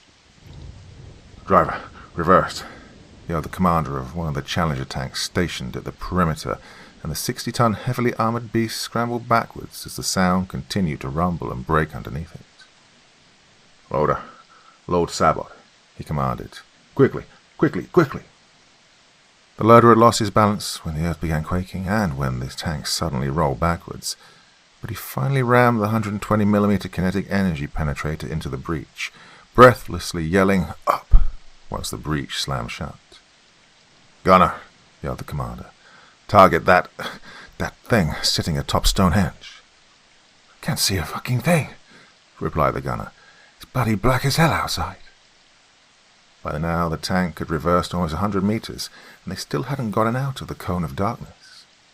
Fortunately, they were buttoned up inside the tank and were being spared from the majority of the ear-splitting noise, but hearing was still extremely difficult, even with internal communications. "Switch to thermals, gunner," yelled the commander. "What?" "I said switch to thermals," replied the commander. "I can't hear you," screamed the gunner. "I'm switching to thermals. Target identified." "What?" yelled the tank commander. "I said up, bollocks," yelled the gunner. "On the way." The tank heaved as the gun fired, sending what amounted to be a high-velocity, tank-melting dart directly into the side of the craft. Through the thermal imager, the gunner witnessed the object disappear behind a cloud of black smoke. Instantly, the brain-jarring noise that was pounding the area stopped, replaced by a reverberating sound, as if a gong had been struck. The earth quieted its heaving and churning. As soon as the noise ceased, Captain Allen half ran and half staggered to the truck where the black box was located. It was still almost pitch black, and the earth had been churned up, causing him to wonder if he'd somehow been turned around in all the confusion. His head was still pounding and his ears were ringing when he finally made it to the truck. It was laying on its side, having been toppled over by the initial sonic blast. There was no one around it, and no sign of Commander Hollingsworth. "We hit it!" exclaimed the gunner, still watching the craft smoking from the thermal imager. "Loader," yelled the tank commander. "Load another sabot just in case." The gunner's smile turned into a worried frown. "It's still black as bloody hell outside. If the noise has stopped, shouldn't it be getting lighter?" The sonic blast which struck next seemed to rise from the ground itself, impacting with even greater force than the earlier one. Once again the earth began to heave as the pulsing sound brought soldiers back down to their knees, clutching their ears and heads and screaming in pain. "Driver, reverse," yelled the tank commander. The Challenger roared backwards a short distance, only to stop suddenly with a jarring crash which knocked the crew into the inside hull of the cramped tank. What happened? Screamed the commander, pressing his hand against his now bloody nose. We backed into something hard, yelled the driver. The drive sprocket is spinning. I think we broke track on whatever we hit. Oh, bloody hell, said the commander, climbing back up to the commander's cupola. Activating the thermal sights, he spun the cupola around to get a good look at what they'd struck. Oh, my bloody hell, he whispered in shock and dread. There, illuminated in the thermal sight, was what they'd struck. Around the perimeter of Stonehenge was another ring of standing stone. Only this one was close to a mile in diameter and stood 3 times as tall as Stonehenge, and steadily growing taller. This new ring made of monolithic stone was being brought up directly from the ground surrounding Stonehenge. Far above them, the dark grey clouds swirled in a circular pattern, gradually dissipating and parting as a round, stone-grey-coloured craft descended from the sky. This one was massive, stretching 1 mile from end to end and easily dwarfing the expendable scout ship which had landed earlier. With the creation of its new landing platform nearing completion, the black fog slowly began to fade as the impossibly huge craft floated down towards the trembling earth as the ear-splitting cosmic sounds heralded its return to the planet after untold thousands of years. In the slowly shifting blackness, Captain Allen desperately felt around the ground surrounding the overturned truck, his grasping hands finally hitting a solid metal object. Quickly lifting up the black box, he double-checked to make sure that the cable connecting it to the LRAD system was still attached, and flipped the switch to give it power. Nothing happened. Captain Allen flipped the switch again, and still nothing happened. Feeling around the bottom of the box, Captain Allen realized why the LRAD system did not engage. There was a hefty dent in the bottom where the memory chip of the sound recording had been destroyed. Captain Allen dropped the useless box and unslung his rifle, pointing it up into the sky where the great craft was steadily descending, when another churning of the ground knocked him off his feet. Sergeant Hassan was on his knees, hands pressed against his ears and vomiting. Looking over his shoulders, he saw Captain Allen toss the black metal box away before the rumbling earth threw him to the ground like a discarded rag doll. They had to get out from under that thing, but the debilitating noise coupled with the shaking ground was making it exceedingly difficult just to stand, and without that sound recording, they had no defense against the noise which was now being generated by the descending alien mothership. To his right, Hassan could make out the figure of Lance Corporal Kelly, staggering towards him, pain etched on his face. Half crawling and half tumbling, Sergeant Hassan reached Lance Corporal Kelly, grabbing the soldier's vest to steady himself. "Do we have a plan B, Sergeant Hassan?" yelled Kelly. "What?" "Do we have a plan B?" yelled Kelly again. "No," replied Hassan, "but I have another plan." "What?" "Give me your phone," yelled Hassan. "My what?" "Your phone. Give me your bloody phone," yelled Hassan, mimicking putting a phone to his ears. "My phone?" said Kelly, reaching into his right pants cargo pocket and pulling out his phone. "You mean that—" Lance Corporal Kelly collapsed, finally overcome by the brutal, throbbing noise which had been mercilessly pounding on them for the last few minutes. Sergeant Hassan caught Kelly's phone before it hit the ground. Struggling against his own brain's demands to shut down and escape into a sea of unconsciousness before the noise finally killed him, Hassan forced himself to concentrate. "Where is it? Where is it? Where is it? Hassan yelped, smiling briefly. Tripping over 2 or 3 other soldiers who had lost consciousness from the audio battering they were taking, Sergeant Hassan stumbled over to where Captain Allen was lying. Ignoring Captain Allen, Sergeant Hassan reached over his prone body and, grabbing up the black metal box and snatching out the cord which connected it to the LRAD system, Hassan plugged it into Kelly's phone and tapped play. Immediately, the sound of Lance Corporal Kelly's mixtape blasted into the sky. The great alien spacecraft's descent began to slow, then stop altogether as the raucous strains began to seep in and infect the carefully ordered and structured audio waves which was pulling the landing platform out of the ground and also keeping the gargantuan mothership from succumbing to the Earth's gravity. All of a sudden, the ominous grey craft wobbled like a top coming to the end of its spin, and began dipping from side to side. Unable to keep its position in the sky thanks to the secret weapon which the planet's inhabitants were projecting towards it, the visibly unsteady spacecraft released itself from the gravitational pull of the Earth and shot directly up into space. Within seconds, the oppressively dark grey opaque fog had lifted, being sucked away straight up into space as if by a galactic-sized Hoover vacuum, and leaving behind it a bright blue, cloudless sky, a rarity in these parts of the British Isles. The bright rays of the warm sun revealed that the meadow surrounding Stonehenge was a wreck, with earth ground up as if by earthquake, while wrecked vehicles and tanks were tossed about. And everywhere soldiers, scientists, specialists and civilians were picking themselves up, battered, bruised and bloody, but otherwise unharmed, except for the deafening ringing in their ears and a splitting headache. Sergeant Hassan was on his hands and knees, breathing heavily, his ears ringing. Looking up to his right, he saw Lance Corporal Kelly clumsily regain his balance a few steps away from the wrecked Panther truck, then stumble over to Commander Hollingsworth to gently help her get to her feet. A hand reached down and Hassan grabbed it as Captain Allen hauled him up to stand on shaky legs. "Are you okay, Mohammed?" said Captain Allen, his forehead bleeding from where he was thrown into the side of the overturned armored truck. Well, that would leave a heroic scar. Sergeant Hassan laughed, not hearing what Captain Allen had said over the ringing in his ears. "Can you imagine that?" he said. "What?" yelled Captain Allen, seeing Hassan's lips moving but only hearing muffled noise.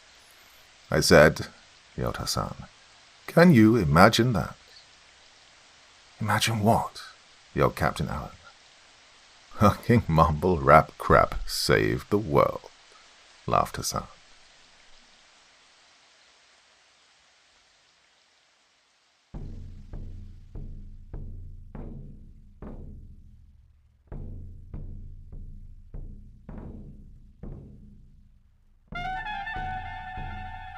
And so once again, we reach the end of tonight's podcast. My thanks as always to the authors of those wonderful stories, and to you for taking the time to listen. Now, I'd ask one small favor of you. Wherever you get your podcast from, please write a few nice words and leave a 5-star review, as it really helps the podcast. That's it for this week, but I'll be back again same time, same place, and I do so hope you'll join me once more. Until next time, sweet dreams and bye-bye.